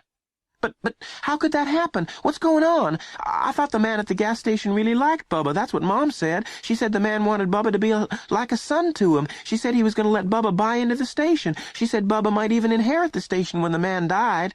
Bubba took one of the cars at the gas station. Borrowed it, he said, because he had to drive over and pick up Maureen at the doctor's office. She's going to have a baby, by the way. That's another wonderful surprise. And coming back to the station in this borrowed car, he ran a stoplight and hit a police car broadside. A police car? Yep, trust Bubba to go for the spectacular. But if he borrowed the car, borrowing without asking, Alfie, is stealing. But how could he do such a thing? With Bubba, it just comes naturally. She sighed. She shifted the groceries again, as if they were getting heavier. Anyway, they're going to live with us until Bubba can find another job, which is not going to be easy. It took him 7 months, if you recall, to get the job in Maidesville, and it was only because of Maureen's dad that he got that. But if he hit a police car, maybe they'll arrest him, Alfie said, speaking in a rush. After all, a crime against a policeman is supposed to be worse than anything. Alma shook her head. All he's charged with is ignoring a stoplight and reckless driving. But he stole the car from the station, didn't he? That's a crime. The owner of the station is covering that up because he doesn't want bad publicity. He says that if Bubba pays for the damage, though what Bubba's going to pay for it with nobody has said, she gave Alfie a hard look, if he got any money, hide it. I haven't. Alma looked past Alfie to the river, where some coal barges were moving slowly. We're never going to be free at Bubba, she said in a low voice. Alfie turned and looked at the barges, too. He felt close to Alma for the first time in years. It was like on the Titanic, he thought, or the Hindenburg, where perfect strangers suddenly became best friends. Mutual tragedy did bring people closer together. He reached out to take her groceries. Well, I've got to get home, she said, moving away before he could do it. Suddenly, Alfie's mind turned to the crooked house. The 2 bedrooms, the living room, the bathroom, the kitchen. That's all there was, he thought. The sofa in the living room didn't even make into a bed. But where are they going to sleep? Alfie asked, following her. He went over the sleeping arrangements. He and Pap shared 1 bedroom, Alma and his mother the other. There was no room for Bubba and Maureen. His hopes rose. There's nowhere for them to sleep. Mom's going to fix up the attic. For a moment, he felt as if he had been hit over the head with a hammer. He was paralyzed. The attic? He muttered. Yeah, she's got it all planned. She's getting a window from Mr. Wilkins, and she's talking Pap into cutting a hole in the eaves and installing it, and then she's getting a double bed from Hill's Used Furniture and my dressing table, and— But the attic belongs to me, he stammered for the first time since he was 3. His knees felt weak. In his mind, the attic wavered like a desert mirage. He had once watched an old apartment building on High Street being demolished. A huge ball had pounded into the walls, and they had crumbled. As the dust settled, Alfie could see pieces of people's lives shimmering in the air, the old faded wallpapers they had chosen, the linoleum they had walked on. An old curtain had flapped from a 3rd-story window. Finally, everything had sunk into a mound of dust. His attic crumbled now in the same way, his cartoons fluttering down through the dusty air like autumn leaves. The attic used to be yours, Alma corrected. No, it's mine. As soon as I get home with the cleaning stuff, Mom's going to start on it, and tomorrow, if she can talk Pap into it, the window will be installed, and by noon it'll be Bubba's bedroom. Mom wouldn't do that to me. Alfie, Mom would do anything for Bubba. Haven't you learned that by now? It's my attic. Nothing has ever been yours and mine, Alfie. Not since the day we were born, not if Bubba wanted it. Do you remember the time Mom took my babysitting money to pay Bubba's fine? Well, you probably don't remember because it was 2 years ago, but I'll never forget it. I was saving my money so I could go to Florida with the band, and my bank was almost full. I was so proud, and then I came in one night and put on the light and started over to put my babysitting money in the bank. Remember I had a great big bank shaped like a globe, and I saw that it had been broken open. Pieces were all over the floor. I stopped. I couldn't move. I thought a burglar had done it. I was getting ready to go next door to call the police, and then I saw Pap standing in the doorway, and he said, "Your ma had to have some money for Bubba. He's in trouble with the police." Well, I just stood there. I couldn't move. I could see Mom's shoe by the bank. She had cracked it open with the heel, and all of a sudden I went over, and I took that shoe and I beat the rest of my bank until it was dust. Everything was dust. The Atlantic Ocean, the Pacific, Russia, Africa, the Fiji Islands. She gave a sad laugh. I guess I would still be there beating the world to dust if Pap hadn't stopped me. Do you remember now? I think you cleaned up for me. And you have to remember me crying. I cried so hard Pap wanted to take me to the university hospital. He thought I was cracking up. She sighed. I guess I was cracking up in a way, because, Alfie, that really was the world to me in those days. They're not taking my attic. His face looked so pale and strained that Alma shifted her groceries to reach out and touch him. Hey, it's not the end of the world, she said. It wasn't for me. I admit it took a long time to get over it. I still feel bad about it sometimes, but they're not gonna take my attic. She shook his shoulder gently. Hey, look, it's— He glanced at her without seeing her. Nobody's gonna take my attic. Twisting away from her hand, he turned and began to run for home. Wait, Alfie, Alma called. Wait! Clutching the groceries, she hurried after him. Chapter 8. As he ran past the hunter's house, his mother stuck her head out the door and called to him. Alfie! He didn't look at her. "Alfie, stop. Wait a minute. I've got some wonderful news." Alfie kept running. He took the steps in one bound, went down on his knees, got up, lunged for the screen door, pulled himself up by the knob, and entered. It was all in one long, awkward motion. His mother stared after him and called back to Mrs. Hunter, "I'll send Alfie and Pap over for the chest of drawers after supper." She paused to adjust her thong sandal. "And Bubba and Maureen will take real good care of it." Alfie plunged across the living room. He grabbed the ladder as a man being swept away in a flood grabs for a tree. He swayed in the current. Pap loomed up in the kitchen doorway, filling it. He held a coffee mug in one hand, a jelly donut in the other. "Did you hear the news?" He paused to lick some jelly from the side of his thumb. Alfie started up the ladder. He felt the pull of gravity for the first time in his life. His feet were lead. His pants were nailed to the floor. He would never reach the attic. "Bubba's coming home," Pap said. Alfie struggled for the next rung of the ladder. He swayed with the unseen current. He struck his head on the wall. "Bubba and Maureen." Alfie reached up with one shaking hand. He pushed at the trap door. It was heavy. Usually it sprang open at his touch. Now it wouldn't budge. He went up another rung of the ladder. He put his head to it. Goat-like, he began to shove the door open. "I don't mind him coming so much as I do her," Pap said, sitting on the sofa. "I don't know why Bubba had to marry a girl that pops gum all the time." He licked his thumb again. "And she'll leave it anywhere. One time, I found a big wad of bubble gum in my tooth glass. It scared me. I thought my teeth had shriveled." Heaving as if he had climbed a tall mountain instead of a ladder, Alfie pulled himself into the attic. He crawled forward. He let the trapdoor shut behind him. The slam was like a cannon firing, the first shot of a long and difficult war. "Alfie?" He lay stretched out on the dusty attic floor, completely spent. Faintly, he heard his mother call him as she came in the front door. "Alfie, don't go up in the attic. I want to talk to you. I've got some great news." "I done told him the great news," Pap said from the sofa. "And guess what, Pap? Mrs. Hunter's got a chest she's going to let me use. She just covered it with contact paper, red and orange pansies, and it's going to really brighten up the attic. I'm getting so excited. Look at me, Pap. My hands are trembling." In the attic, Alfie's hands were trembling too. He got slowly to his knees.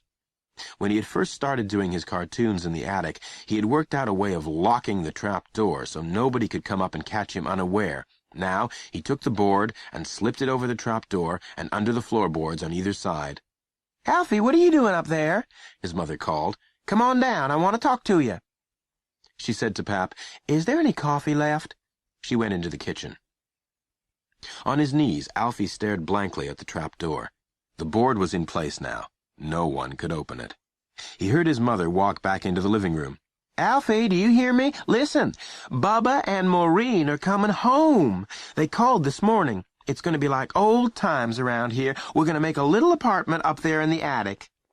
"Alfie?" There was a pause while she blew on her coffee and took a loud sip. She raised her voice. "Alfie, do you hear me? Now listen, you and Pap and Alma are going to have to help me or I'm not going to be able to get everything done." Alfie heard the front door open and shut. He heard Alma say, "Where's Alfie?" "He's up in the attic and I can't make him hear me. Did you get the 409 cleaner?" "Yes, Mom, but Alfie—" "Because that attic is going to need a real scrubbing, I know it is."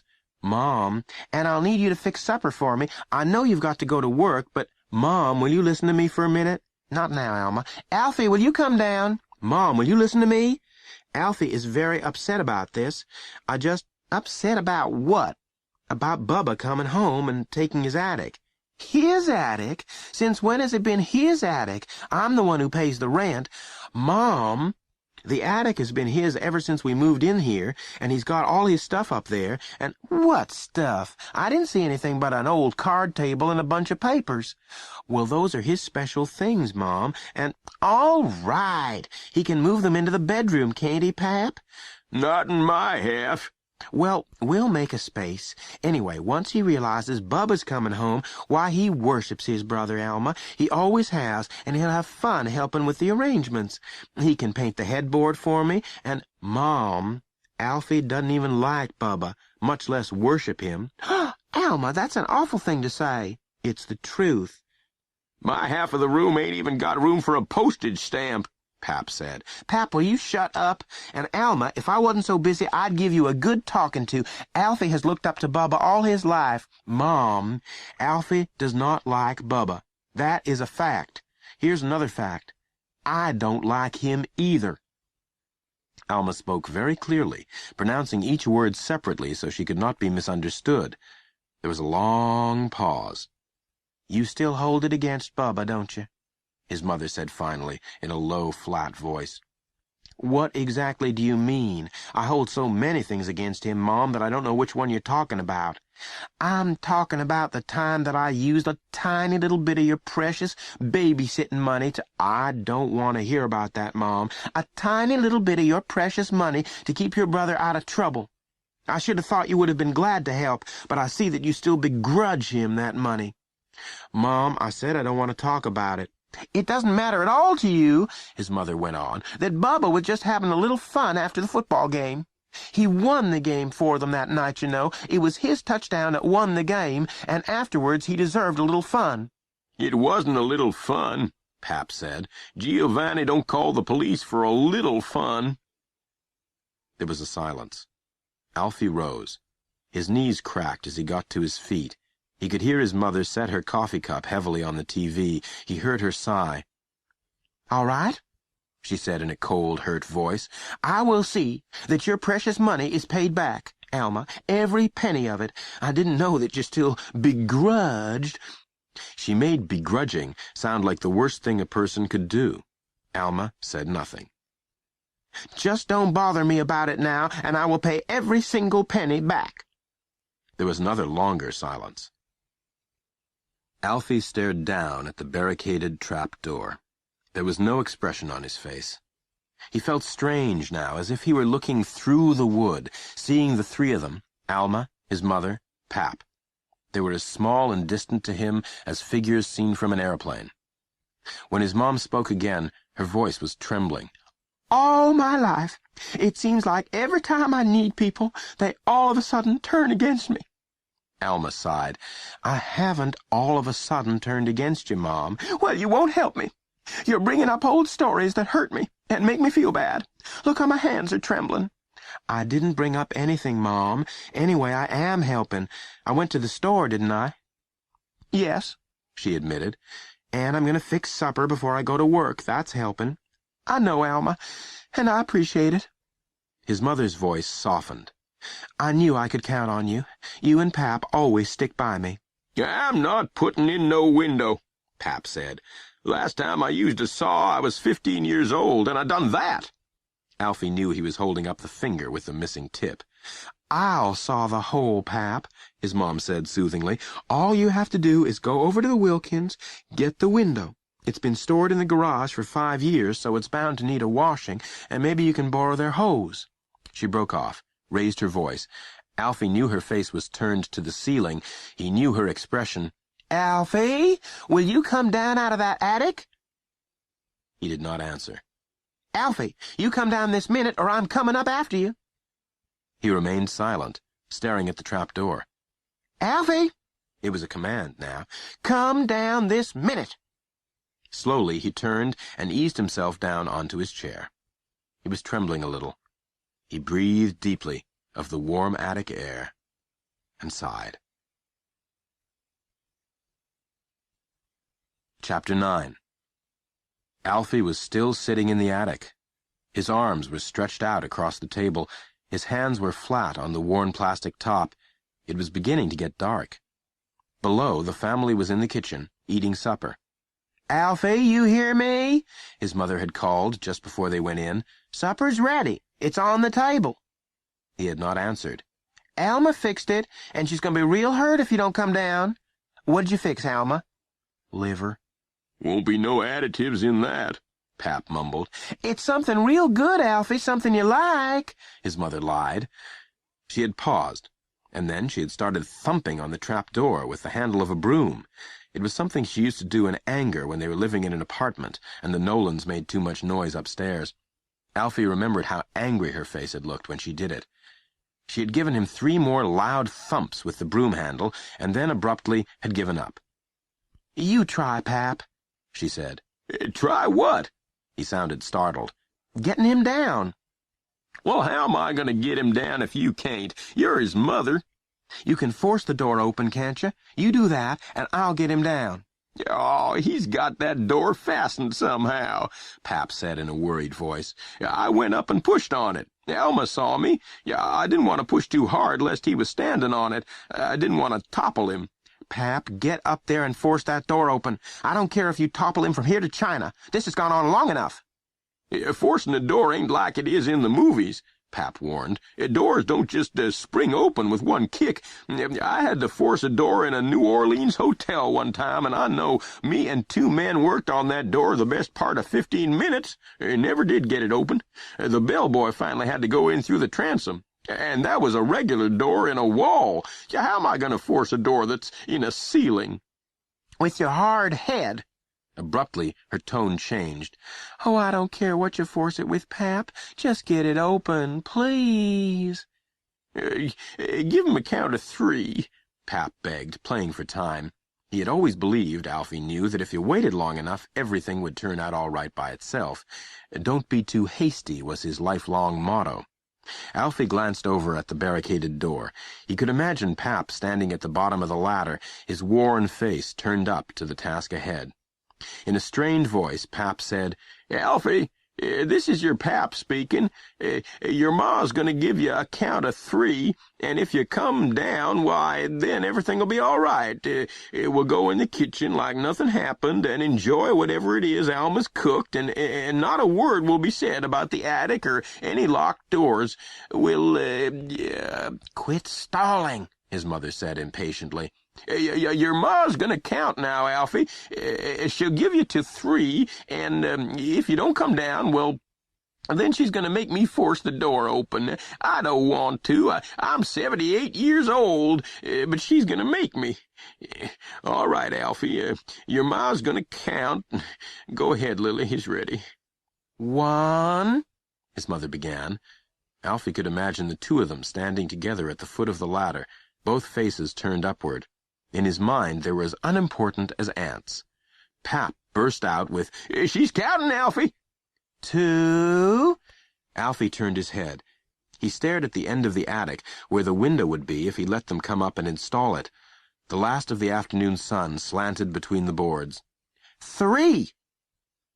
There was a silence, and then his mother snapped, I knew it wouldn't work. Now get up there and open that door. Alfie! Pap called. She's making me come up the ladder. Me, who don't even like to get up on a chair to change a light bulb. Come on down, Alfie, for Pap. There was a creaking noise below as Pap took the first rung of the ladder. I'm coming, he said wearily. It sounded as sad as the beginning of an old spiritual. I'm nothing but an old, tired elephant anyway, who's no more used to— Pap, please don't start on the old tired elephant routine. His mother was all but screaming with frustration and anger. I simply cannot stand it. Just get up there and get that door open. Well, I can't go but 1 rung at a time. You want the door forced open so bad, you come up and do it. I'm 78 years old. All right, Pap. Just get him down at your leisure, his mother said in a voice of forced calm. Take all evening going up the ladder if you want. I'll serve you supper on the ladder. I'll bring your pipe and slippers to the ladder. Only get him down. Pap reached up with one hand and knocked at the trap door. Alfie, you up there? Pap, we know he's up there, his mom said. She was still trying to be patient. We saw him go up there. If I wanted someone to knock politely at the door, I'd have sent for Amy Vanderbilt. Alma, get a crowbar. It's under the sink. I'm not having any part of this, Alma said in a quiet voice. Well, get out of my way then, his mother said. Your ma's gone for the crowbar, Pap said. His mouth was almost touching the side of the trap door. She's going to make me pry it open, Alfie. You might as well come on down. Once I get that crowbar— Alfie glanced at the trap door. The door was an inch thick. It fitted tightly, except for the hole at the side where the light cord went downstairs. Pap, weak as he was, would never work it open. Here, Pap, his mother said. Yeah, I've got the crowbar, Pap said. This is your last chance. There was a silence, while everyone waited without hope for a sound from the attic. Pap sighed heavily. Well, hold me steady, he said. Somebody get a grip on my legs. If my feet slip off the rungs, I'm done for. An old elephant with a broke hip ain't, Pap, I warned you, worth much. There were scratching noises at the side of the trap door. Oh, it won't go in, Pap panted. The door fits too tight. You aren't trying, Pap. Well, old arms is old arms. Pap, it's true. And my arms always have trembled when I held them over my head for a long time. That's what kept me out of the army. Pap, you didn't get in the army because you cut your trigger finger off with a saw. Now get that door open. There were more scratching noises at the side of the trap door, feeble sounds as Pap tried to work the crowbar into the wood. This is hard wood, he complained. Feels like mahogany. The sound of splintered wood crackled at the door. There! Well, I done some good. 3 splinters, Pap. Wonderful. I'm doing what I can. I feel weak, though, and it's not just my arms. Maybe if I had my supper... All right! His mother gave in with a shout. We'll eat supper. She paused and lifted her head. You hear that, Alfie? We're going in to eat. You stay up there and starve. He's not gonna starve, Pap said. He's got crackers up there and peanut butter, Kool-Aid, a regular pantry. He could stay up there a month if he'd a mind to. Well, he's not gonna stay up there a month. I guarantee that. I'm getting him down. How? Pap lowered his voice, but Alfie could still hear him. To tell you the truth, Lily, I got as much chance of forcing that door as I have of picking up a mule. They don't retire old people for nothing. I mean, if them people at the plant had thought I was strong enough to force a door, but they didn't. That's why they let me go. One of the reasons. Anyway, the truth is I'm too old to be forcing doors.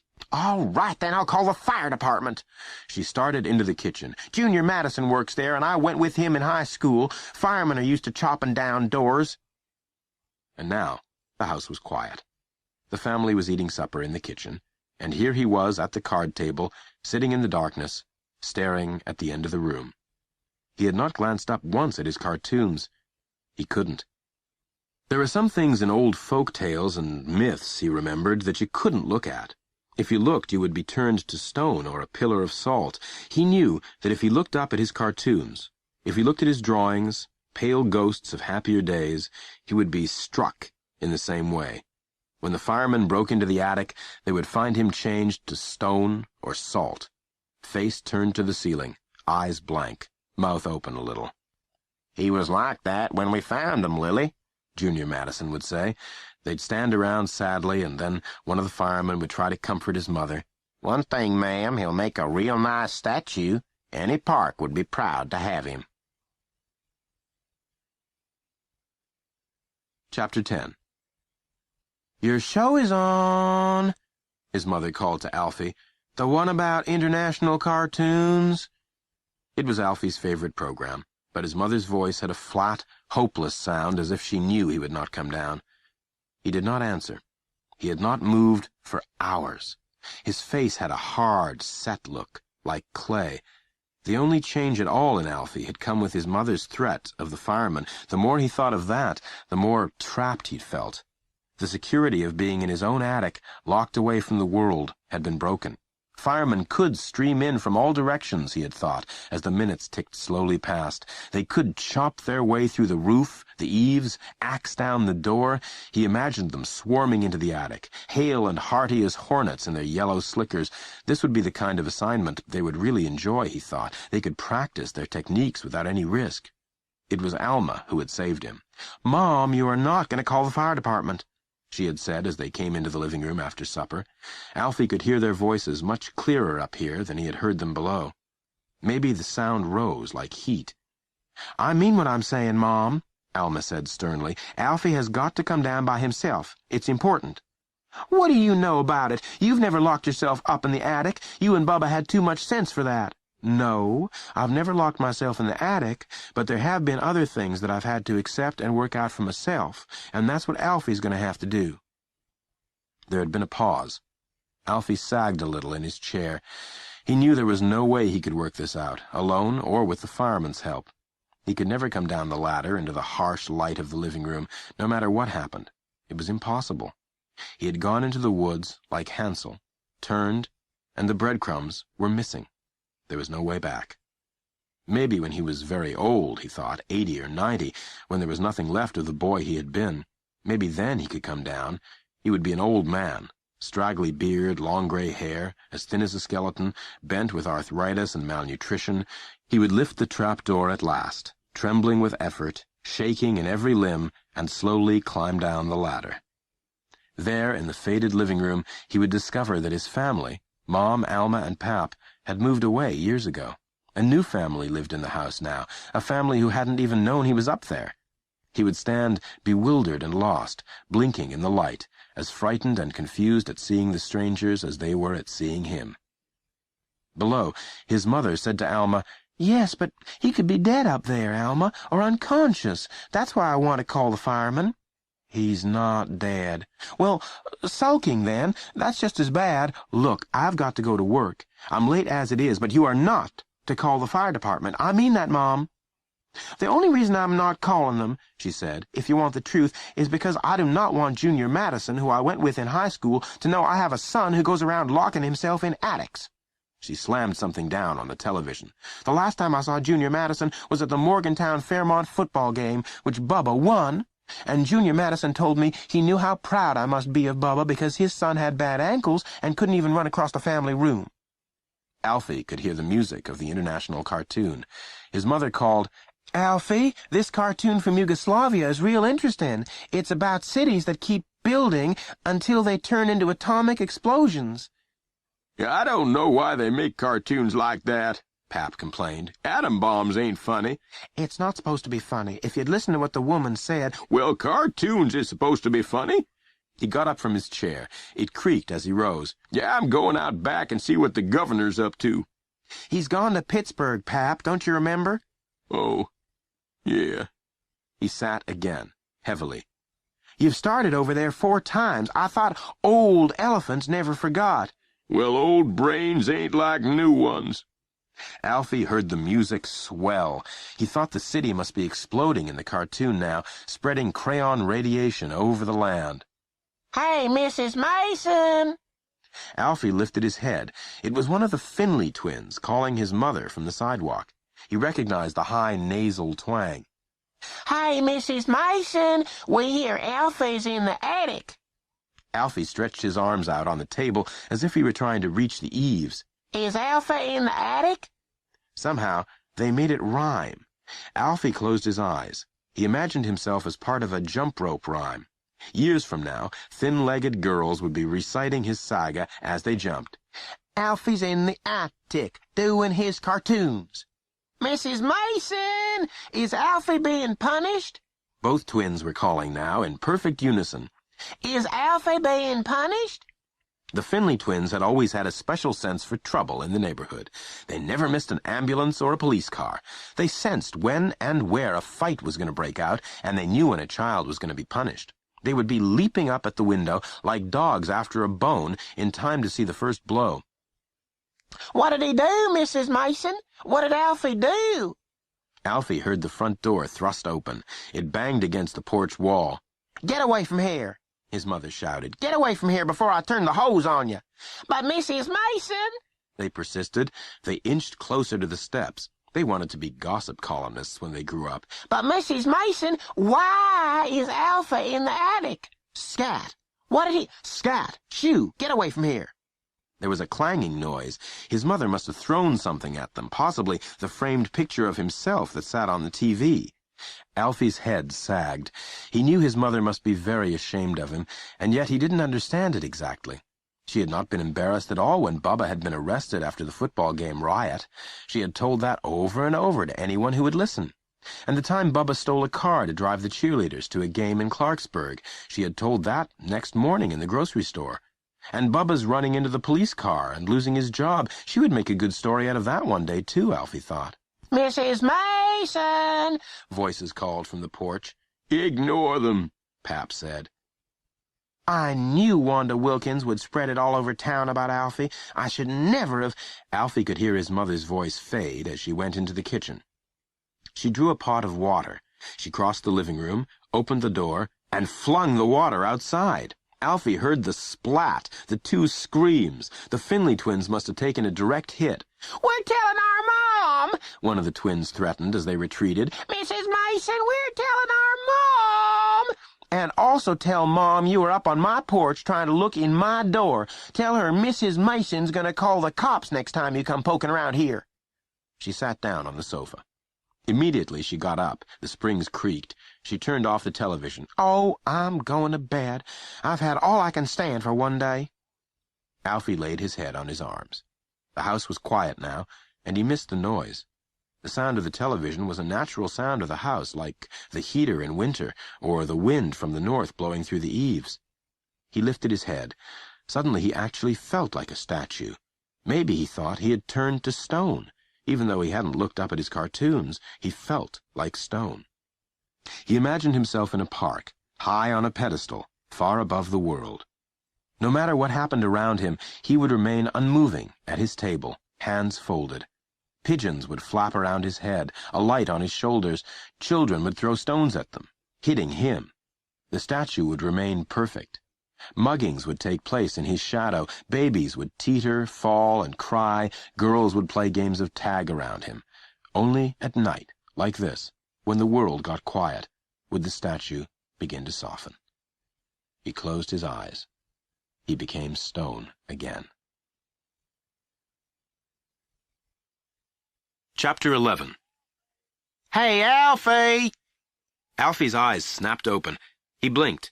He lifted his head, turtle-like, and looked around the dusky attic. It was morning, and there was no sunlight. The attic was as empty and cheerless as a stage waiting for props. "Alfie, you ready for school?" Tree called. Alfie knew he was outside, standing at the edge of the steps. "Hey, Alfie!" He called again, louder. Alfie waited with his hands folded on the table as if he were holding a small bunch of invisible flowers. "Tree, would you come in the house a minute, please?" Alfie's mother said at the front door. She had just got out of bed, and Alfie knew she would be standing in the doorway, clutching her peacock blue bathrobe around her. "Isn't Alfie ready for school?" Tree asked anxiously. "I can't be late again, Mrs. Mason, because I've already been late 9 times, and if you're late 10 times, you have to write a composition." "Just step inside for a second, Tree. Compositions aren't my thing." He entered, feet dragging. He looked around the living room. "Where is Alfie? He's not still in bed, is he? Look, Mrs. Mason, if he's still in bed—" "Tree, Alfie's up in the attic," his mother said in a serious voice, "and I want you to help me get him down." "Where is he?" "In the attic." Alfie could imagine his mother pointing up to the trap door, holding her bathrobe closed with one hand.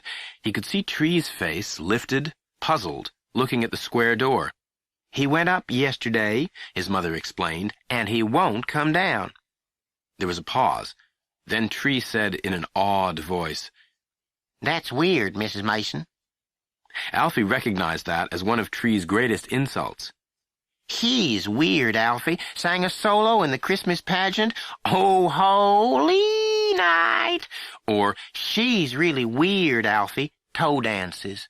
Or, 'Yeah, but somebody told me he plays the fife. He's weird, Alfie.'" And now he, Alfie, had joined the group.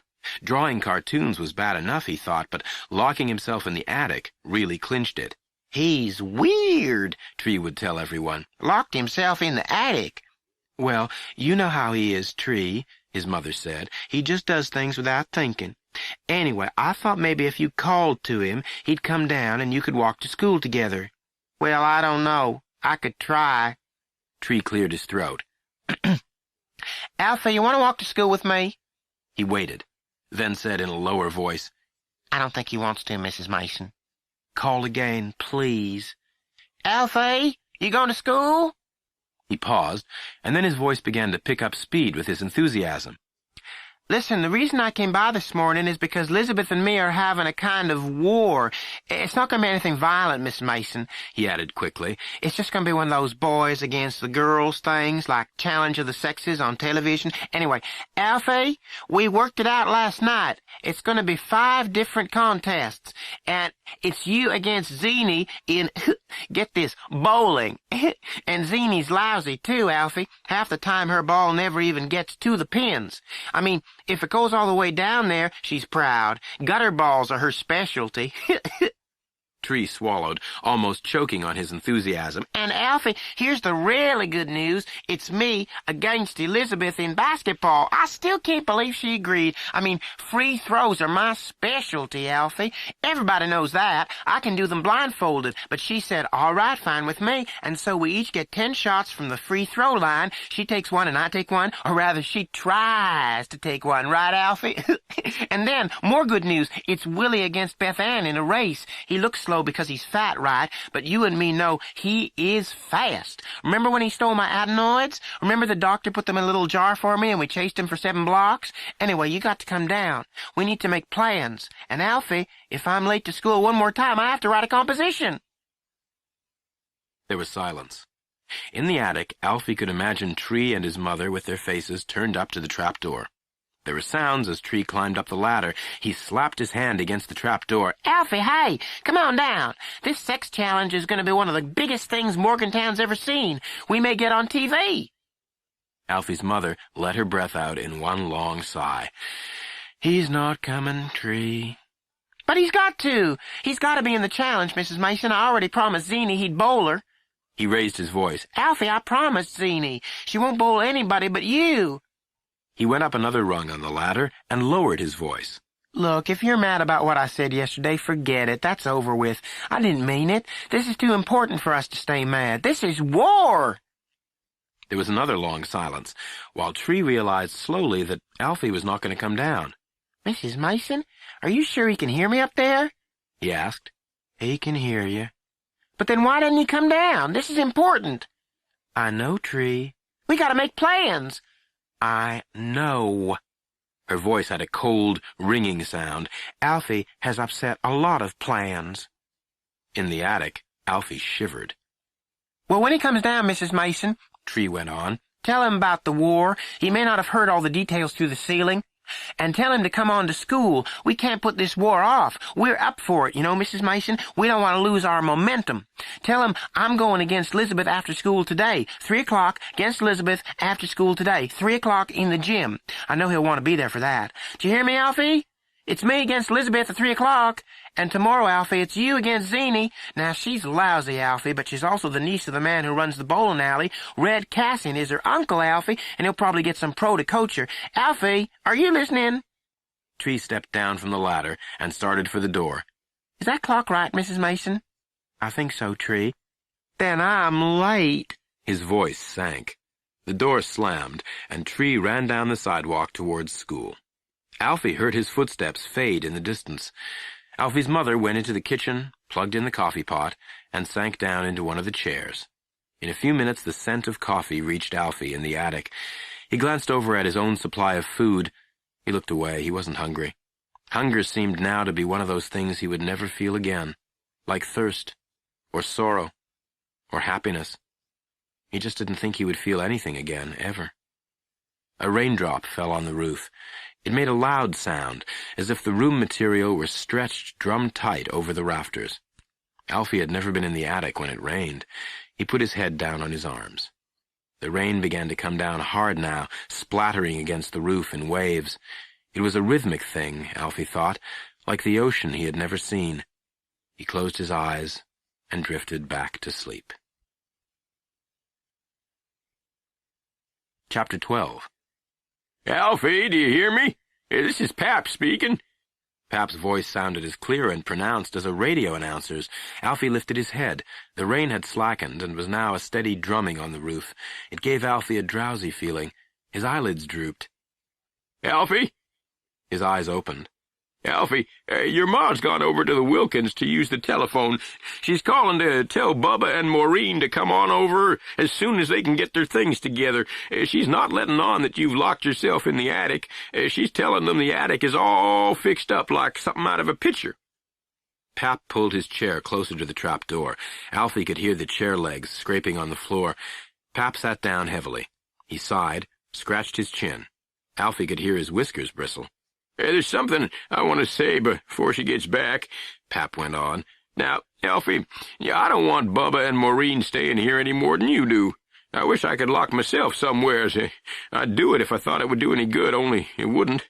There's not much an old man can do to get noticed without them sending him to the asylum. Pap cleared his throat and leaned back in his chair. Alfie knew Pap was looking up at the trap door now. He could hear the back cushion creak. Alfie opened his eyes wide, trying to stay awake. He didn't know why he was so sleepy. It was mid-morning, he knew that from the television programs, and yet he felt as tired as if it were midnight. Maybe it was because of the bad dreams, he thought. All night long he had had nightmares in which cars crashed together and the ceiling cracked like a jigsaw puzzle and fell on him. So, here's what I was thinking, Alfie, Pap said, his voice rising with his enthusiasm. I was thinking, maybe you and me and Bubba could get the junkyard back. Harvey Sweets let it run down. I was out there the other day. I took the bus to the end of the line and then walked 5 miles just to see how things was. I missed that place, Alfie. And things was bad. Sweet hadn't got a new wreck in 3 months. And the crown? You remember the hubcap crown your dad made? Wreck King of West Virginia? Well, it's gone. It blew down in the wind, Sweet said, and the whole place is looking run down. I got a catch in my throat when I saw it. He shifted in his chair. Then Alfie heard him get to his feet and begin lumbering around the living room like a bear just learning to walk erect. Alfie remembered the last day when the junkyard was being sold. Pap had walked among the ruined cars like a dazed, defeated general. Things could be the way they used to be, Alfie, when your dad was alive. You remember them days? In the attic, Alfie looked down at his empty hands. Slowly he closed them into fists. Below, Pap had reached the wall. Alfie heard his footsteps stop, then begin again as he returned. Alfie imagined him touching pieces of furniture as he had long ago touched fenders and windshields. We had some place to go then, something to do. You remember how we used to sit out there on a summer evening? People would come shopping for parts after supper, remember? It was our busiest time. And I'd sit there on an upturned Coke carton, greeting people. And you was as good at tracking down car parts as your dad. And when you got tired, you'd take a rest in an old blue Dodge sedan you was fond of. You got to remember the Dodge, Alfie. He sighed. Well, Alfie, he went on, it could be like that again. I know it could. Pap stopped walking, and Alfie heard the ladder creak as Pap leaned against it. I know how you feel up there, Alfie. I have give up a time or two myself. I think about the government rotting away like an apple, and senators using our money for trips to China. Did I tell you, Alfie, 27 senators is going to London, England, to pick up a copy of the Magna Carta? Which they could mail, Alfie. And you know who is paying them 27 senators' way, don't you? You and me. He snorted with disgust. I think about things and about us giving money to countries that hates us and arms to countries that wants to shoot at us. Well, it makes me want to go somewheres too, stick my head in the sand, lock myself in a closet, get where I can't hear no more. His voice lowered. Only if we had the junkyard again, Alfie, well, it would make up for everything. Now, you come on down and we'll talk about it. I got a little money saved up. Don't tell your ma. It's not much, but we could use it for a down payment, get a loan for the rest. And Bubba, well, if he's good at anything, it's wrecking cars. And between the three of us... Pap broke off. Oh, your ma's coming back. She looks mad, too. Come on down, Alfie. No need to rile her any more. Alfie could hear his mother running up the walk, taking the steps. She came in the door, shaking water off her raincoat. "It's pouring, Pap," she said, "and I couldn't get anything but a busy signal. 20 times I dialed. You'd think they'd stay off the line when they knew I was going to call." Yeah, maybe they took it off the hook. A busy signal don't always mean busy. She ignored him. Maureen stays on the phone all the time. I suppose we'll have to have one installed to keep her happy. Is Alfie down yet? Nope. Yeah, it figures. When one thing goes wrong, everything goes wrong. She looked up at the ceiling and yelled, "Did you hear that, Alfie? You are now just one of the things going wrong. You are one of the 2,099 things going wrong." Alfie and me was just talking about starting up the junkyard again. Oh, Pap, you know that'll never happen. We could do it. Forget it. Well, how can I forget it when every time I see a dented fender I get a pain over my heart? Alfie closed his eyes. The junkyard seemed so long ago to him. He couldn't go back. It was as if someone had taken him by the hand and said, "Remember how much fun being 5 years old was? Let's go back to kindergarten and make flowers out of pipe cleaners and masks out of paper plates." You couldn't double back. Alfie raised his head and looked at the end of the attic. Water was dripping through the eaves, and a puddle had formed on the floor. Around him were the sounds of other drips. Alfie did not look up because he did not want to see his cartoons. There was an old game he had played long ago with Alma. "Heavy, heavy, hangs over your head," she would say, and he would have to guess what the object was. "Is it made of wood?" "No." "Is it made of metal?" "No." "Paper?" "Yes." "Is it cartoons?" Alfie let his head drop heavily on the plastic tabletop. His pencils in their glass jar trembled. Pointing up, they reminded him of what he could not forget. Chapter 13. Alfie heard the opening music of his mother's favorite soap opera, and he knew it was 3 o'clock. Tree would be going into the gym now. Maybe he was already there at the free throw line, practicing. Alfie knew just how Tree would look, one foot slightly behind the other, one hand on either side of the ball. He would bounce the ball 3 times for luck. His eyes would be riveted on the basket. He would shoot. Elizabeth wouldn't have a chance. Alfie sighed. For a moment, he wished he were in the gym with them. If he could have got there without going down the ladder and walking through the living room, he would have done it. If only, he thought, he could move from one attic to another, walking through tunnels over everyone's head, unseen, unheard. He would stroll to the game, listen to Tree beat Elizabeth, walk home through the tunnel, sit down at his desk. He would never have to see anyone. That was the way he wanted his life to be, a series of attics. He laid his head on the table. The rain had stopped, and everything seemed clearer, as if the rain had cleaned the air. Sun was slanting through the eaves. He imagined that by now Tree was probably halfway through the shootout. The score was probably 5-0, Tree's lead. The boys would be counting every time Tree's ball went in the basket. 5, 6. Below, all was quiet. His mother had been to the Wilkins 2 times to call Bubba and Maureen, but she had got a busy signal both times. Now she was watching her soap opera, sipping a cup of coffee. The program ended in a burst of music, and his mother turned the channel to a game show. Suddenly, he heard Tree's voice. "Mrs. Mason, can I see Alfie?" "Tree, he's not down from the attic yet." "Well, that's all right. I just want to tell him something." "Be my guest." Tree paused, cleared his throat. "Could I speak to him in private, Mrs. Mason?" "I'm watching television, Tree," she said. "Oh, well, I can hear it in the kitchen, I guess." She walked out of the room, and Alfie heard Tree climbing up the ladder. Tree reached up to the trap door with one hand. He drummed his fingers against the wood. "Alfie, can you hear me?" Alfie didn't answer. "Because, Alfie," Tree went on. He swallowed loudly. "Alfie, I've got bad news." Tree paused a moment to see if Alfie was going to answer. Then he cleared his throat. He said, "You're not going to believe this." He swallowed again, as if forcing down a large and bitter pill. He moved up one rung on the ladder. "Elizabeth beat me." The silence stretched out, long and painful. "I just don't know how it happened," Tree went on in a rush, "because I was really up for it. You know, that's supposed to count for a lot in sports, being psyched up." He sighed. "Here's the way it was, Alfie. I came into the gym all psyched up, and there were a lot of people there. It was packed. It had spread all over school about our war. Even Mrs. Steinhardt was there, and I felt real good, Alfie. That's what makes it so unbelievable. If I'd been nervous and uptight, if I'd had a virus, but I never felt so good. It was like the time I fought Richie Davis, remember?" There was a pause while he got into a better position on the ladder. "Anyway, We got out on the floor, Elizabeth and me, and I clowned around a little, you know me, and everybody was laughing, and in the middle of all this, Elizabeth goes up to the free throw line, and without any warning, I mean, she doesn't even bounce the ball for luck, she flings the ball at the basket, flings it, Alfie. It's the worst-looking thing you ever saw. It's like she's throwing a frisbee, and it goes right in. All the girls go, "One!"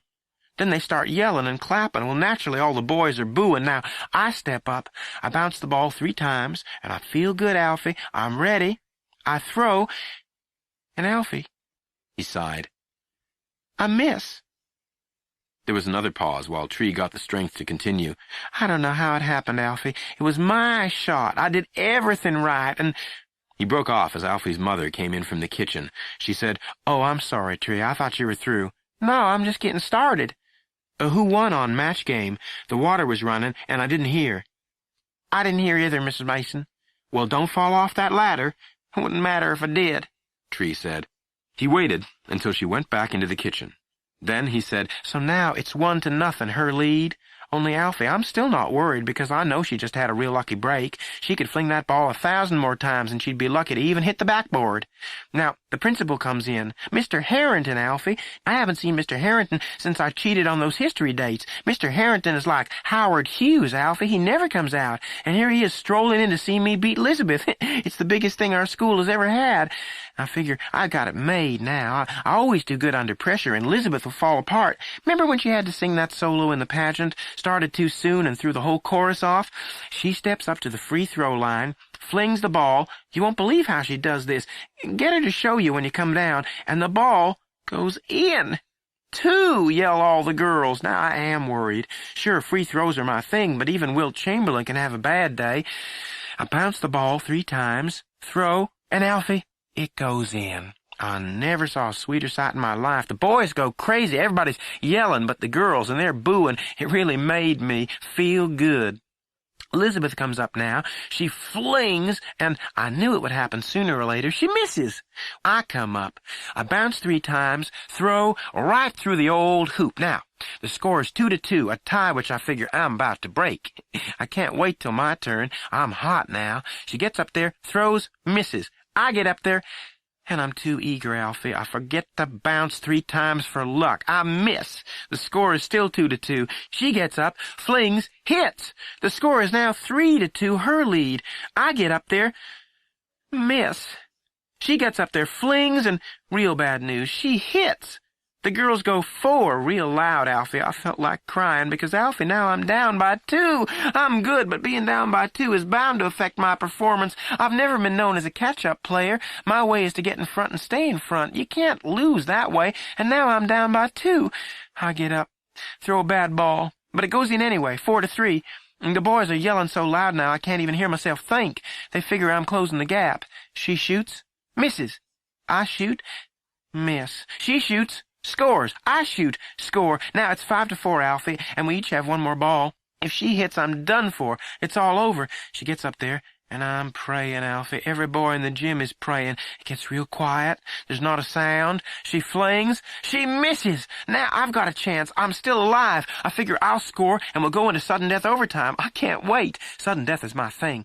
I get up to the line, bounce 3 times, throw, and Alfie, it's the most beautiful throw I ever made in my life. It goes right for the basket. It rolls around the rim like it's going in. You know how golf balls do? It rolls around the rim like it's going in, and then, Alfie, you won't believe this, it pops out. Alfie, it pops out. I just stood there, and, Alfie, my mind went blank.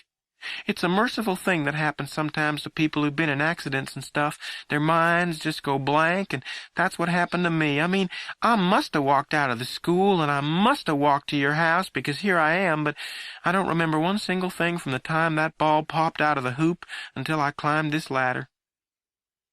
Oh, Tree, are you still here? Alfie's mother said, coming into the room again. I was just getting ready to leave, Mrs. Mason. Well, don't go on my account. My shows are over. Anyway, I've got to go next door and make a call. I was through. Alfie's mother paused at the door. Don't tell me you've got troubles too, Tree. Yes, he answered. Her voice got louder to reach Alfie. Too bad you don't have an attic to lock yourself in. Yes. That's the trouble with this world, she snapped. There aren't enough attics to go around. You can say that again, Mrs. Mason. Tree climbed slowly down the ladder, crossed the room, and left. The screen door slammed shut behind him. Chapter 14. Alfie sat in the attic, hands folded in front of him. He was tired. No, weary was the word for how he felt. His English teacher was always urging the class to find just the right word for their feelings, and now he had found it. He was weary.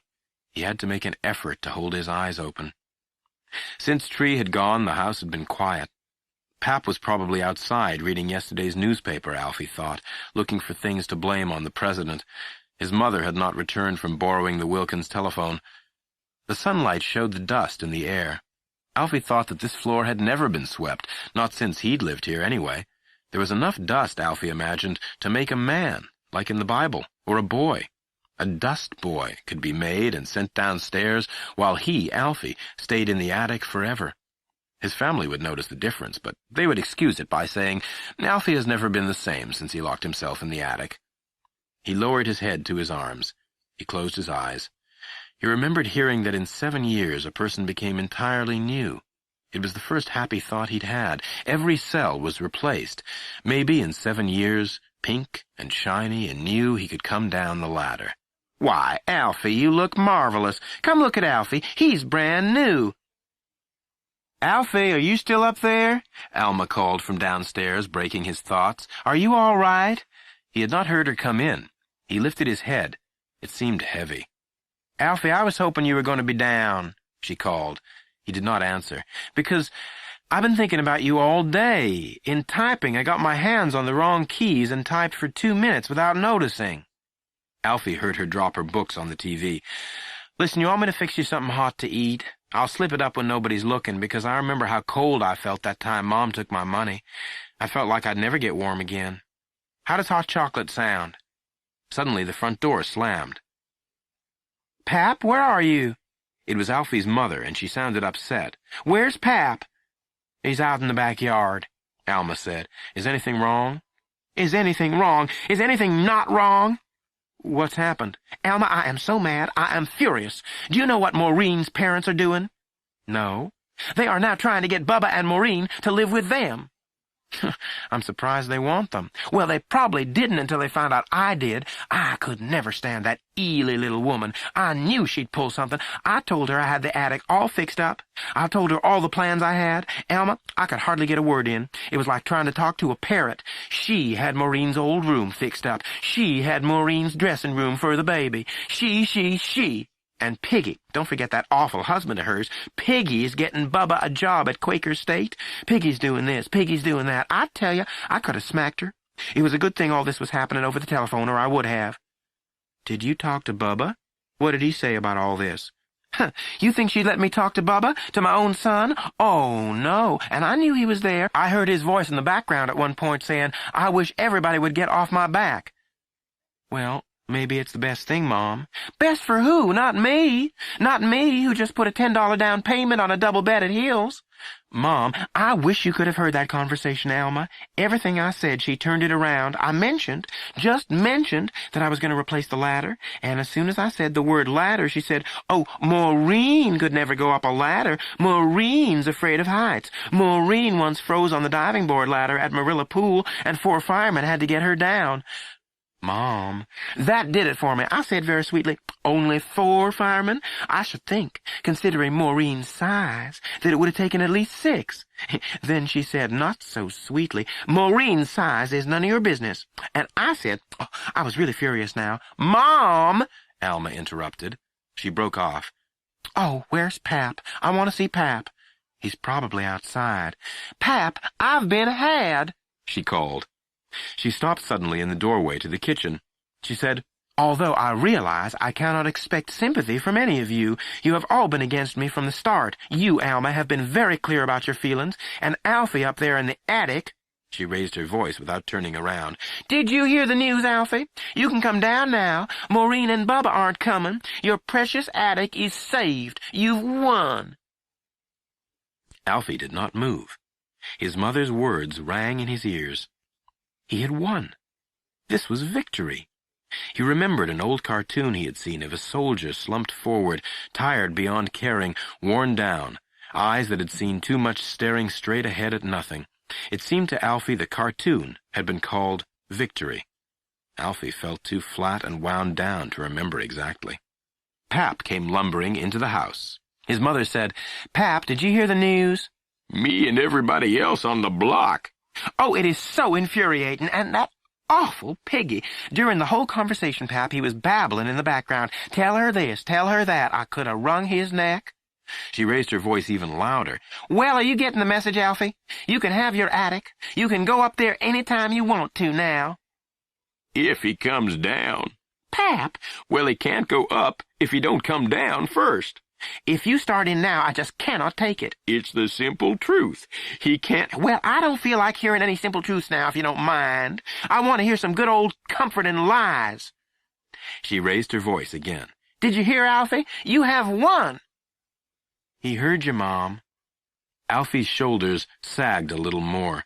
He hurt without being able to put his finger on what really was hurting. It was like the time Bubba had teased an old cat that lived with them. He had clamped a clothespin on his ear, and the cat had crouched down, cringing, but not shaking his head or scratching at his ear. It was as if he couldn't locate the hurt. Suddenly, Alfie wondered if Bubba had felt this way the first time he had done something wrong.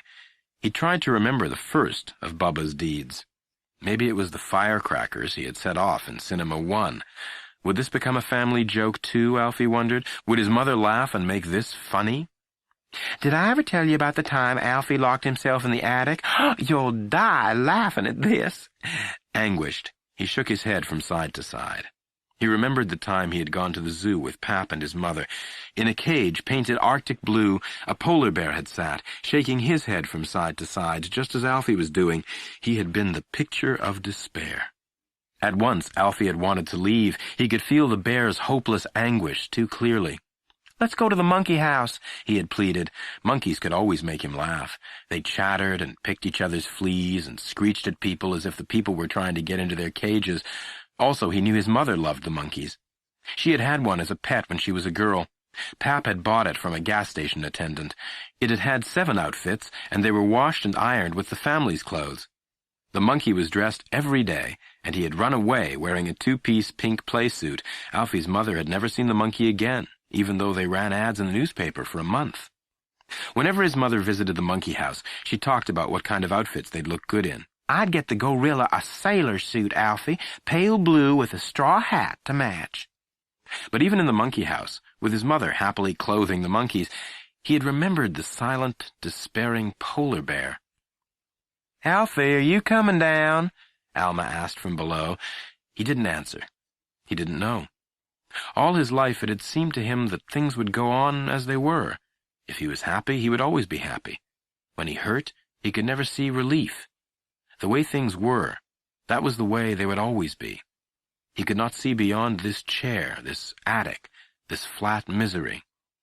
Because you didn't win, Alfie. Mom was wrong. It didn't have anything to do with you, really. Bubba and Maureen decided on their own to live with their parents. They didn't even know about you. I didn't win when I threw a fit and smashed my bank and almost had to be driven to the hospital. It was just something I did because I couldn't stand what had happened to me. But even if I had got my money back by doing what I did, I still wouldn't have won. And you didn't win either. Alfie waited. He shut his eyes. He felt as if he were getting a cold. His eyes burned with tears. So don't feel like you've won, she said. Did you hear me, Alfie? Don't feel like you've won. I don't, Alfie said, so softly the words didn't actually leave his mouth. He cleared his throat. He spoke for the first time in 24 hours. I don't, he said. Chapter 15. Well, come on down then, Alma called. Supper's ready. He kept sitting at his table in the attic. He felt swept away by emotion, like those people caught in the Wizard of Oz tornado, whirling past Dorothy's window, sitting normally in rocking chairs or pedaling bicycles, all the while being carried away. Alfie felt himself circling closer to something. Suddenly a fly buzzed around his head. It landed on his ear. Alfie brushed it away. He felt irritated at the intrusion. The fly must have been here all along, he thought, resting on a beam, and had chosen this moment to fly down and irritate him. It was like the fly in a television studio that waits until an actor is on camera in his most moving scene and then comes down and buzzes around his made-up lips. He swatted the fly away again. "Is Alfie coming down for supper?" his mother called from the kitchen. "And tell him it's Sloppy Joe's." "He's coming," Alma said. "Well, if it's Sloppy Joe's," Pap groaned, "I'm going. Them things is not fit for human consumption." "Then they should be just right for you," his mother said. Alfie leaned back in his chair. The fly had left as quickly as it had come. It had been strange, like a touch from a wand. He thought of those old stories where the fairy godmother waves her wand and in a shower of sparkles changes evil to good and ugliness to beauty. Only his fairy godmother, he thought, was old. Her wand, weak. She had noticed him in trouble here in the attic and had waved her wand over him with all her strength, really wanting to change the whole world for him, but instead of magic sparkles, her wand had given off one tired fly. He had buzzed down, touched Alfie's ear, and been whisked back up. His fairy godmother was waiting above him now, holding her wand anxiously. To the fly, she'd be saying, "Well, it's up to him now. We did our best, Igor." Igor would buzz in agreement, perched on her shoulder, anxious too. Alfie let the air go out of his lungs in one long sigh. He remembered what was really waiting over his head. Slowly, he turned his face to the ceiling. He lifted one hand as if he were going to shield his eyes. Through his tears, he saw his cartoons. They hung pale and still in the warm, dusty air. Super Caterpillar, Super Bird, the boy with the turned-in feet, the chicken, the children, the old man and woman with their car, Super Balloon. He rose from the table the way Pap got up from a chair, as if he weren't sure he would make it, as if he feared his bones were going to give way. He stood. He stepped back from the table, stumbling a little on the uneven boards. Then, slowly, as if he were picking fruit, he began to take down the cartoons. Sellotape pulled off with a sigh. Drawing pins gave. Paper tore. One by one, the cartoons came off. The pile grew in his hand. He pulled the last one, Super Caterpillar, from the rafters and put it with the others. For some reason, he felt a little easier, as if the clothespin had been taken from his ear without his knowing it. He rolled the cartoons up like an awkward diploma. Holding them under one arm, he slid the board from the trapdoor. He opened it. He looked down into the room below. For a moment it looked wrong, like a negative. Black was white, white was black. Then everything got normal. He started down the ladder. He could hear the family in the kitchen. Pap was saying, "Don't nobody care what I want to eat anyway. You get old, it's like in the jungle. The old elephant can't reach the good leaves no more, and nobody'll pull them down for him." "Pap, if you start in on that old elephant routine now, I really will scream." "All right, Pap," Alma said. "What do you want to eat? Tell me and I'll fix it for you."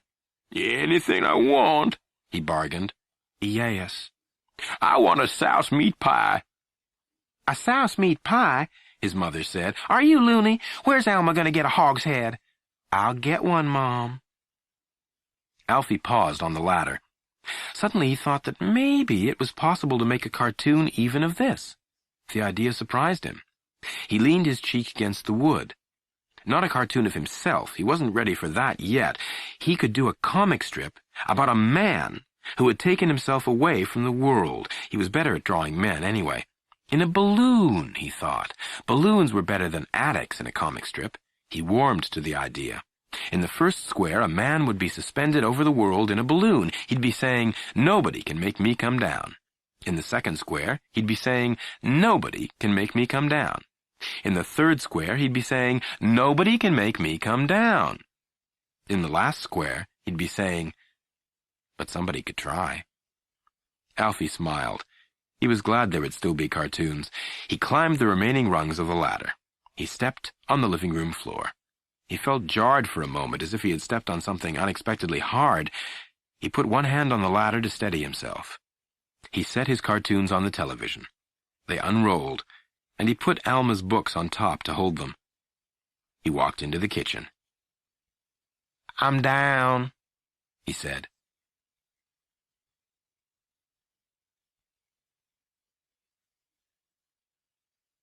That was The Cartoonist by Betsy Byars. Read by Kerry Shale.